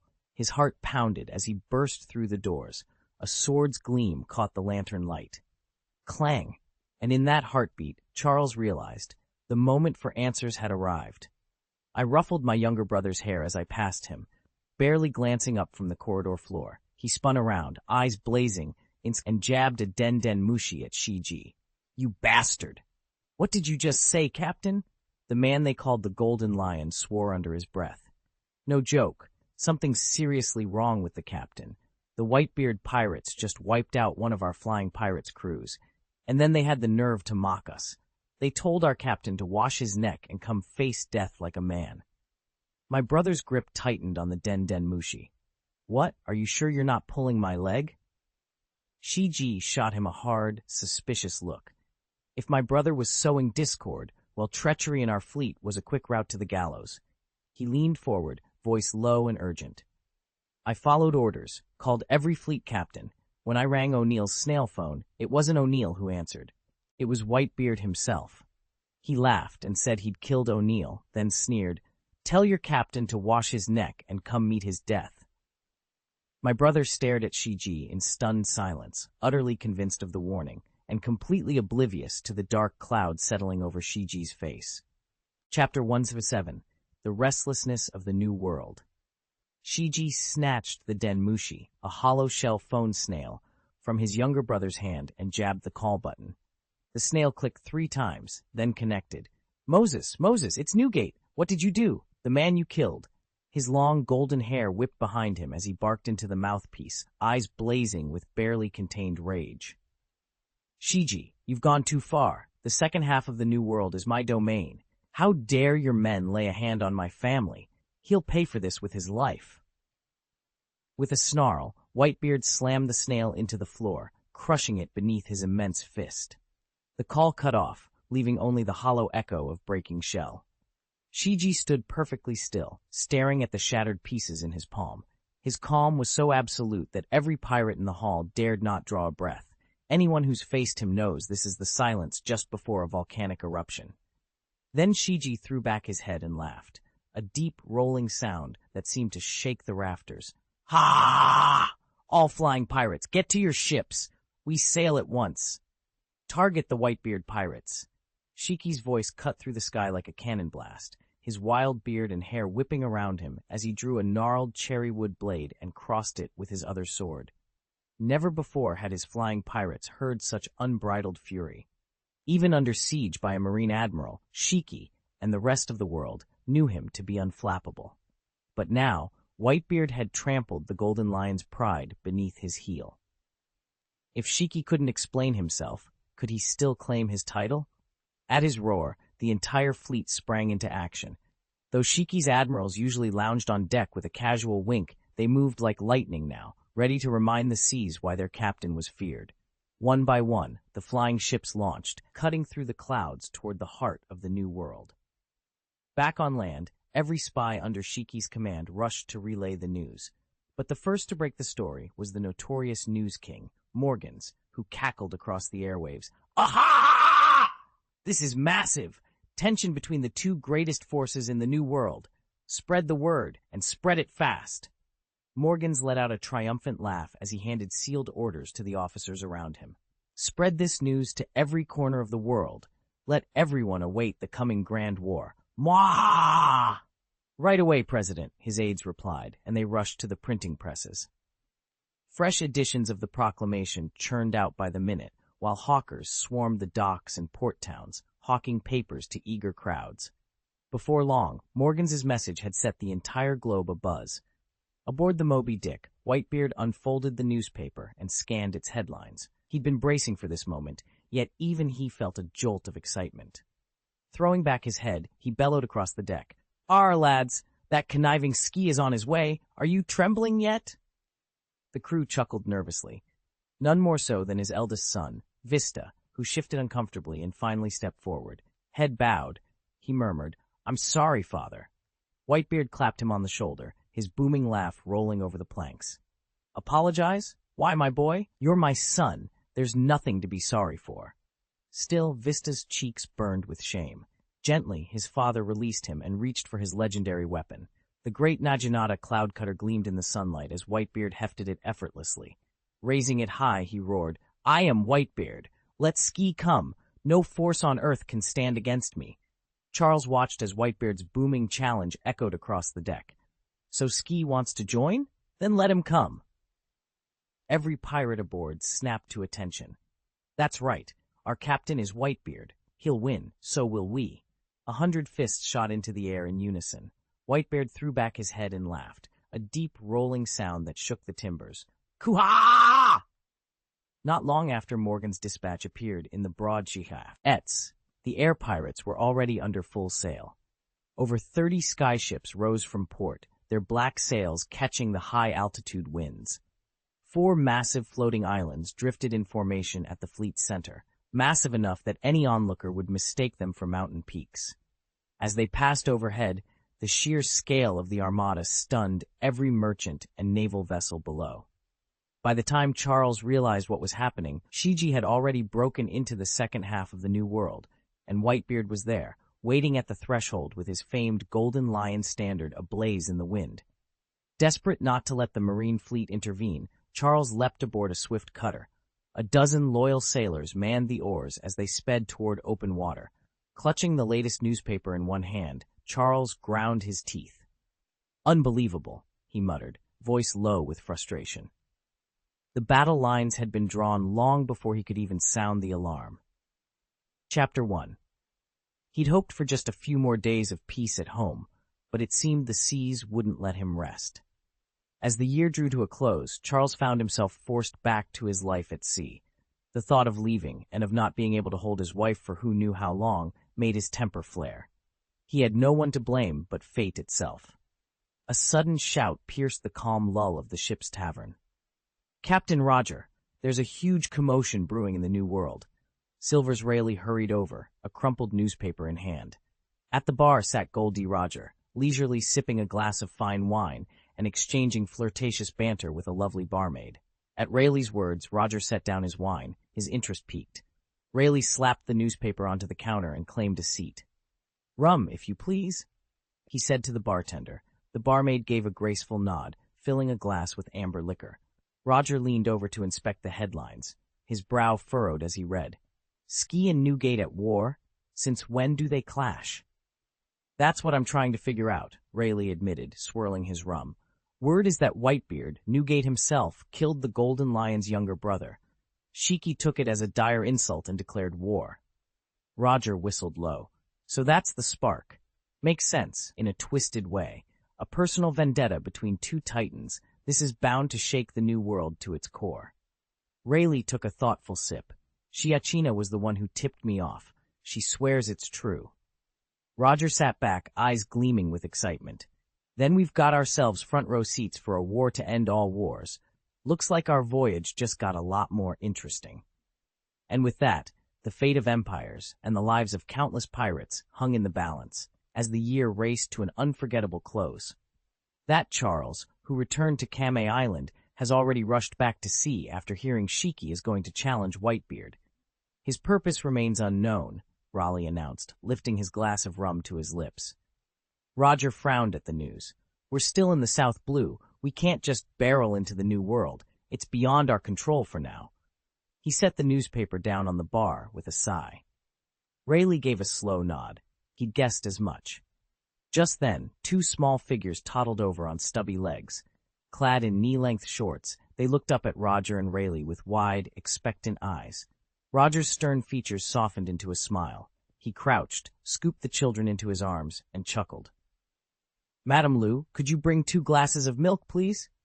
"Right away, Mr. Roger," the freckle-faced woman replied, her gentle beauty unspoiled by the light dusting on her cheeks. She hurried off, and moments later returned with 2 frothy glasses. Shanks and Bucky reached out eagerly, cradling the milk cups and downing every drop in big, satisfied gulps. Roger settled onto his stool at the counter, rum in hand, content to watch his young crewmates drink their fill. Roger couldn't help but steal the occasional glance at the bar's proprietress, Lou Ju. Raleigh, Roger's stalwart brother-in-arms, noticed at once. Their own captain openly ogling another man's woman. Yet Raleigh said nothing. Instead, he clapped his hand on the nearest sailor's shoulder, strode over to join the rest of the crew, and, laughing heartily, downed a mug of ale, calling for another round. His boisterous display left Roger free to linger by the bar, and for a while the tavern thrummed with laughter, clinking glasses, and the warm glow of good company. Chapter 178, Golden Lion vs. Whitebeard. A storm of tension swept across the Grand Line as word of the clash between Edward Whitebeard Newgate and Shiki the Golden Lion spread like wildfire. Every major power in the world government, the Navy High Command, the remnants of the Roger pirates, and shadowy underworld factions, held its breath. Onlookers ranged from seasoned admirals to ambitious upstarts. Among them stood Charles, the prodigious young strategist of the Charlotte family, his keen eyes fixed on the horizon, awaiting the titanic duel's outcome. Beneath a leaden sky, 2 warships, each a floating fortress, cut through the choppy waters. On the deck of Shiki's flagship, the Lion's Roar, the Golden Lion himself hovered in midair, his long, golden mane whipping in the wind. In his right hand he gripped his infamous blade, Dead Sakura, its blood-red edge shimmering ominously. He threw back his head and roared with laughter that echoed over the waves. "Ha! Whitebeard! It's been, 2 years since we last crossed paths? I never imagined we'd meet again under such explosive circumstances." Across the water, atop the white whale-shaped deck of the Moby Dick, Whitebeard responded with a booming guffaw of his own. He rested both hands on the haft of his great Bicento, Murakumogiri, its blade humming like a storm cloud. "Shiki," he rumbled, eyes twinkling beneath that iconic white mustache. "Still as rambunctious as ever, I see." Shiki's grin widened, but he didn't bother to reply. Instead, he swept his gaze over the ragged band of pirates assembled behind Whitebeard, dozens of fierce yet oddly playful figures, more like rowdy children than hardened sea warriors. The very sight only fueled his bloodlust. "Come then," Whitebeard growled, planting his feet. "Let's settle this once and for all." With that, the 2 legendary captains lowered their weapons simultaneously, and the sea itself seemed to hold its breath for the titanic clash to come. Shiji leveled his sword at the cluster of children standing behind Whitebeard and asked coldly, "So this is the power you've developed over the last 2 years?" Whitebeard's face darkened. With a single thunderous punch, he drove Shiji's blade aside. "Keep your sword off my son." The air ripped open in a violent crack, shockwaves racing outward like falling dominoes. Recovering instantly, Shiji crossed his blades defensively. He drew in a deep breath and expelled it in a focused pulse of sword chi, which met the lingering aftershock of Whitebeard's strike in a blistering clash. A towering pillar of wind split the sky between them. Shiji's golden eyes glittered. He laughed, low and harsh. "Still as brash as ever, and no less dangerous. Your strength hasn't dimmed a bit." He fixed Whitebeard with a steely glare. "I'll ask you one last time. Explain yourself. If you won't, then don't say I didn't warn you." Whitebeard cracked a mirthless grin. "Explanation? You can take that question straight to hell." In a flicker of motion, he drew the blade yunki. Its edge shimmered like a sliver of moonlight. Then, with a roar, he swung. A blinding white arc cleaved through the air, carving a scar across the firmament. Shiji braced himself, sword raised defiantly. "Very well," he snarled. "If it's death you seek, then let us finish this." "Then come and fight." Golden Lion Shiji snarled at Whitebeard, his twin blades glinting in the waning light. He'd offered Whitebeard an easy way out, bow his head, call off the duel, and avoid needless bloodshed, especially with Navy surveillance ships and rival forces closing in. But Whitebeard's defiance stung Shiji's pride. In all his years, no one had dared insult him so brazenly. "Lion's roar, Chikiri Valley!" Shiji bellowed. In a heartbeat, he spun his two swords, unleashing over a dozen crackling golden slashes. They tore toward Whitebeard's massive strike, shattering against the other warrior's blade with a thunderous clang, and yet driving on, relentless. Whitebeard planted his feet and gripped his halberd, Kong Yunsha, Horizo, Entali. With a single sweeping arc, he channeled the weapon's immense power into a shockwave that cleaved through the golden arcs as easily as cutting straw. Dust and light exploded outward. A roaring laugh escaped Whitebeard's lips. Lightning danced across Shiji's armor, its golden hue flickering with every heartbeat. Whitebeard answered in kind. White lightning crackled over his broad shoulders like a gathering storm. "Die!" Shiji roared, surging forward. His form blurred with feral speed, blades crackling as they closed in on Whitebeard in a flash of golden fury. Charles pressed himself against the deck's railing, his pulse racing as two towering figures squared off across the waves.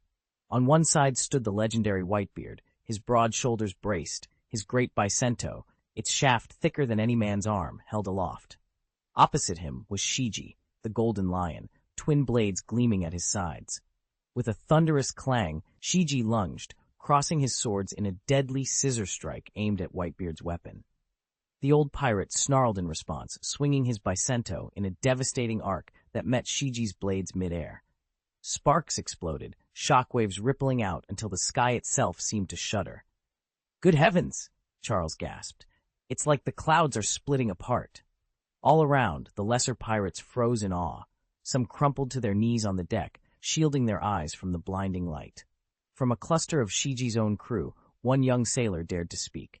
"Captain, shall we join the fray?" he blurted, hope mingling with fear. Their leader's hand shot out, slapping the questioner sharply across the cheek. "Are you mad?" he hissed. "Lord Shiji doesn't need our help. Stay back." On Whitebeard's ship, every pirate clustered behind their captain, weapons ready but minds racing. None could have imagined witnessing such raw power, two of the sea's greatest warriors tearing at the world itself. Charles tightened his grip on the railing. No matter which side prevailed, he knew this battle would echo through pirate legend for generations to come. Whitebeard stands firm at the bow of his ship, his presence alone an ironclad shield for the rest of his crew. As long as he doesn't falter, no harm will come to the Whitebeard pirates. "Die! Die! Die!" He thunders, unleashing wave after wave of sword chi from his blade, Konkshuanche. Each strike is met in kind by the Golden Lion Shiji, whose claws rend the air with a terrifying, domineering roar. For 4 straight days and nights, the two titans have been locked in an unyielding duel. 10 naval warships lie in wait just beyond cannon range, their decks bristling with artillery. Fleet Admiral Sengoku and Admiral Zephyr stand aboard the flagship, each clad in the Navy's Justice Coat. Sengoku peers through his telescope at the distant clash of steel and power. "They've held out for 4 days and nights already," he says quietly. "Their stamina must be running on fumes." Zephyr nods grimly. "They have no choice but to rely on sheer endurance now. It won't be long before their strength gives out." "Very well," Sengoku replies. He lifts his hand to a handheld communicator. "All units, prepare to advance on my command." A tense silence falls over the fleet as every sailor, every gunner, and every officer readies themselves. The next order will decide the fate of the Whitebeard pirates and the balance of power on the high seas. The call of warring states rolled across the 10 naval vessels like thunder. At that signal, every ship, among them the flagship warring states and the one under Commander Zifa's personal command, shook into life and set their prows toward the unfolding battle. High in the flying pirates' crow's nest, the lookout's alarmed cry rang out, "Captain, the Navy's on the move, and I just spotted Admiral Sengoku and Admiral Zephyr aboard their ships." A shadow passed over the pirate captain's face. "They've chosen this moment to strike? Very well. You heard him, lads. Come with me. Form a line and hold them off.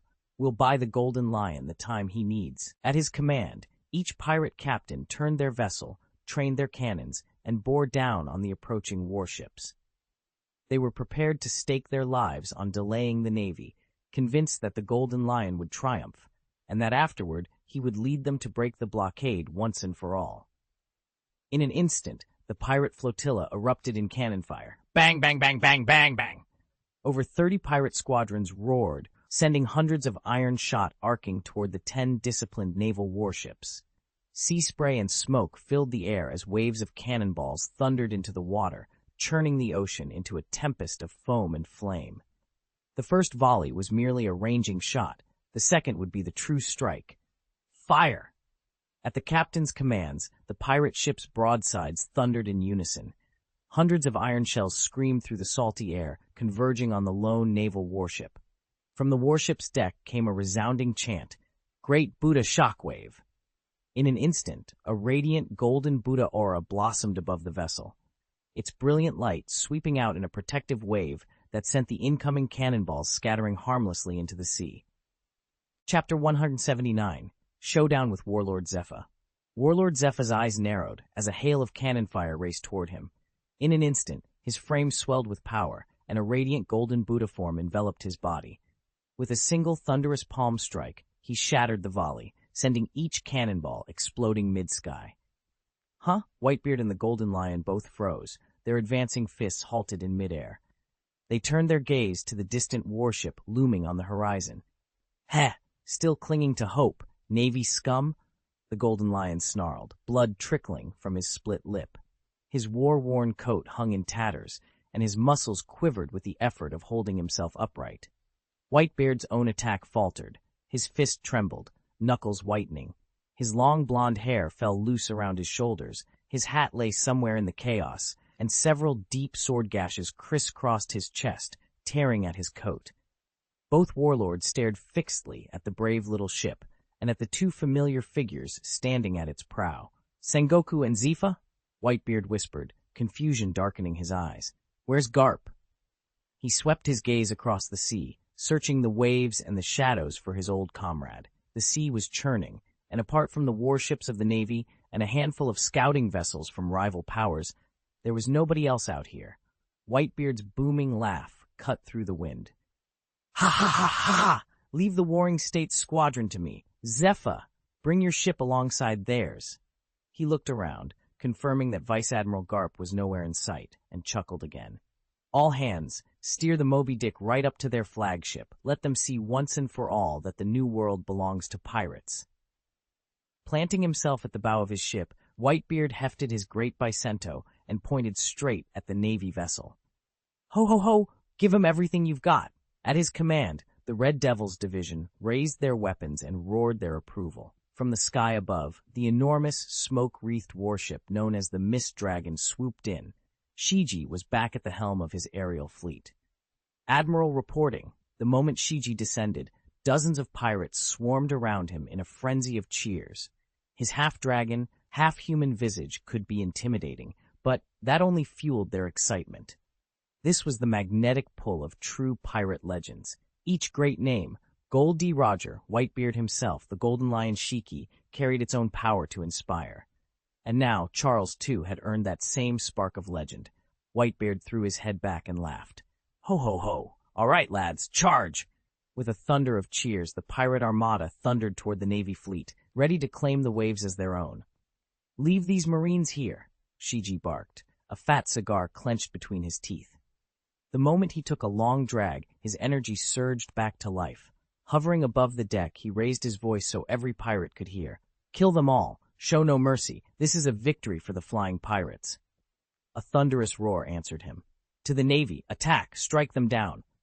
The crew surged forward like a tidal wave, bloodlust in their eyes. Suddenly, a rival shout cut through the chaos. "Hold on, lads! We can't let the flying pirates steal our thunder! Remember who we are!" On the bow stood Whitebeard, his cloak snapping in the wind, voice booming with pride. "Long live the Whitebeard pirates!" The young recruits, nicknamed the Little Ghosts, cheered in unison. "Daddy is the strongest," one cried.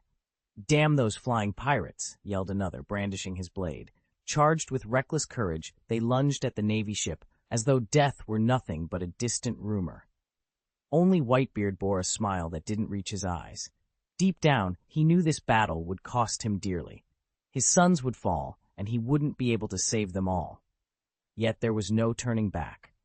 Whitebeard's face went cold. If he couldn't shield all of his sons at once, he'd simply have to thin out the Marines and carve out a safer battlefield for them. With a roar, he surged forward and hoisted his great halberd, Kong Yungchi, high above his head. The blade shimmered with a menacing purple-red glow, lightning arcing along its edge. "Storm Guandao," he bellowed. A titanic shockwave burst from the halberd, tearing the sea's surface apart, ripping through the air and bearing down on the enemy warship. Water columns exploded skyward, the wind howled, and reality itself seemed to buckle under the blast. Not 10 feet away, the golden lion Shiji met that onslaught without hesitation. He brought his twin swords to bear, ebony aura spiraling around the blades, each humming with crimson gold lightning. "Heavens cleave," he roared. In an instant, 2 gleaming arcs of sword chi shot forward, slicing the churning waves in perfect unison. The sea split before them, and the searing energy drove straight at the deck of the warship, unrelenting, destructive, the mark of a master swordsman at the height of his power. Sengoku and Zephyr locked eyes on the 2 savage assaults racing toward them. "We have to stop them. Justice must prevail," they shouted in unison. Warring State's pupils snapped shut as he braced for the oncoming shockwave. In a single, fluid motion, he tore away his cloak to reveal a physique owned like forged steel. Golden light pulsed around him, converging into a blazing halo that crowned his head. His right arm crackled with incandescent energy as lightning danced along his skin. "Great Buddha shockwave!" he roared. The air quivered as his palm strike, suffused with the wrath of the Overlord, met Whitebeard's brutal shockwave head-on. Space itself warped under the titanic clash, thunder rolling through the stillness that followed. At the same moment, Zephy's expression turned icy when he caught sight of 2 serrated blades slicing toward him. His muscles bulged beneath his skin, veins like iron cables twisting as an armament-colored aura coiled around his limbs. "Mysteries of the 6 types. Supreme wheel. 6 king spears," he bellowed. With terrifying speed, Zephyr launched himself skyward, his armored fists aimed straight at those deadly slashes. The assault shattered the ocean's surface as a massive shockwave carved through the waves and drove straight at Shiji's blade. Bang! Bang! The 4 combatants' weapons collided in midair, and the thunderous impact churned the sea around them. "Die!" Shiji crossed his swords to parry Zephy's strike, while his crew sprang forward to engage the naval officers and soldiers surrounding them. "Kuhaha! Children, get out of the way!" On the deck of the Moby Dick, Whitebeard launched himself toward Sengoku's flagship. He landed with a ground-shaking thud. "Kuhaha! It's been ages since we last crossed blades during the War Council era. Let's see if you've kept up your strength now that you're an admiral." Whitebeard hefted his great Basento and brought it crashing down.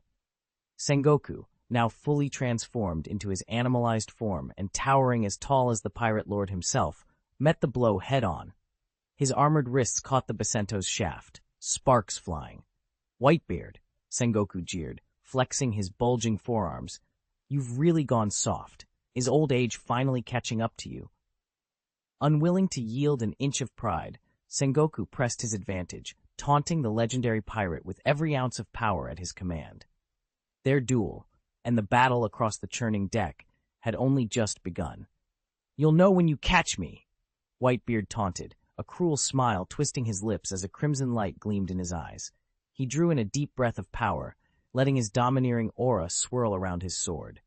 Then, with explosive force, he unleashed the Mount Huashan slash, his blade streaking toward Zhangguo's head. In an instant, Zhangguo's body crackled with golden lightning. He didn't flinch. Raising his palm, he met Whitebeard's sword in midair.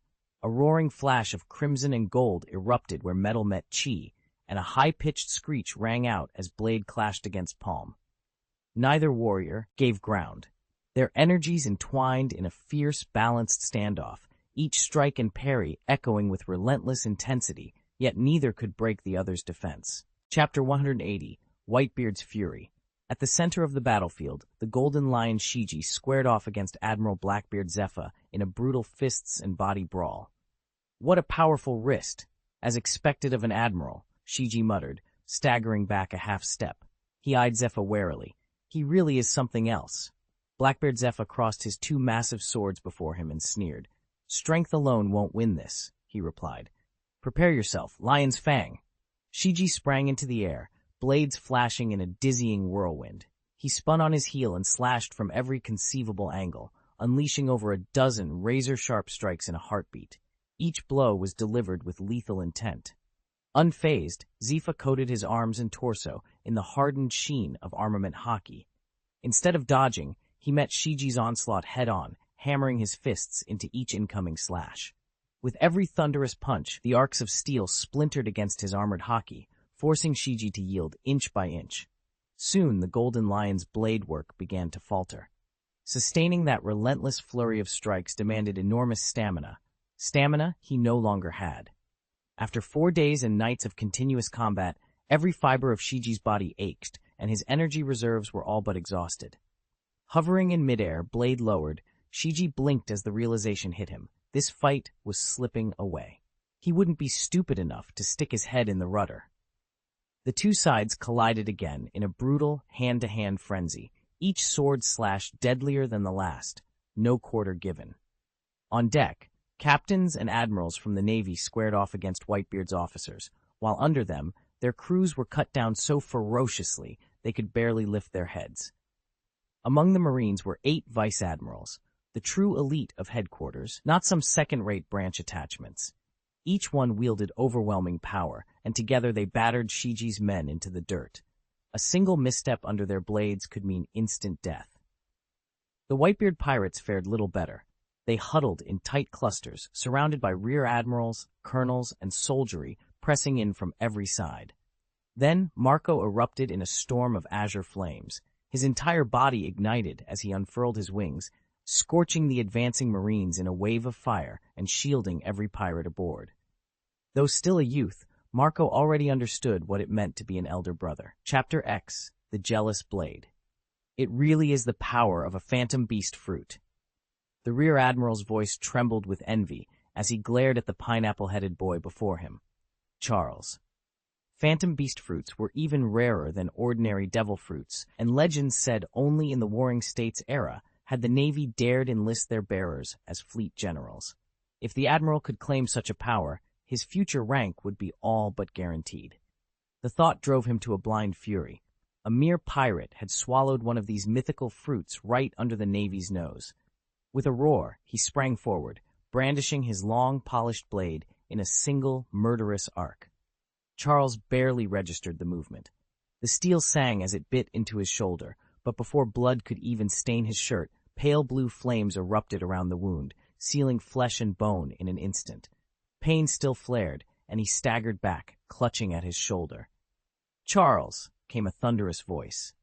Whitebeard whipped around, his scarlet eyes locked onto the rear admiral, blazing with protective wrath. Without hesitation, he hefted his massive halberd, Stormbreaker, and charged. The admiral met him head-on, steel clashing against polearm in a shower of sparks.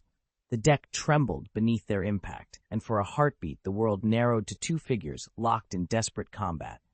Whitebeard's roar echoed across the deck as he forced the admiral back with a sweeping blow. The rear admiral, face twisted in rage, braced himself, ready to trade wounds blow for blow. But the first strike had set the terms. Cross Whitebeard or harm his crew, and you would answer with your life. Charles straightened, the echo of pain receding into resolve. With his captain at his side, he knew he stood stronger than any admiral's jealousy could ever threaten. Zhang Guo stumbled back, but it was too late. Kong Yunqi's elbow drove hard into his lower abdomen. Zhang Guo doubled over as blood spurted from his mouth. "Die!" Kong Yunqi snarled. In an instant, Whitebeard sprang forward, covering the deck in 2 strides and seizing the admiral who had struck Marco by the collar. "You dare lay a hand on my family? You'll pay with your life." With a sickening crack, Whitebeard smashed the man's head against the planks. The admiral's eyes rolled back, blood flooded his face, and he collapsed, dead before he hit the deck. Every pirate and naval officer around froze in horror. Even the spies lurking beyond the harbor trembled at the news. Word would spread fast, harm a member of Whitebeard's crew, and you'd face the full fury of a king.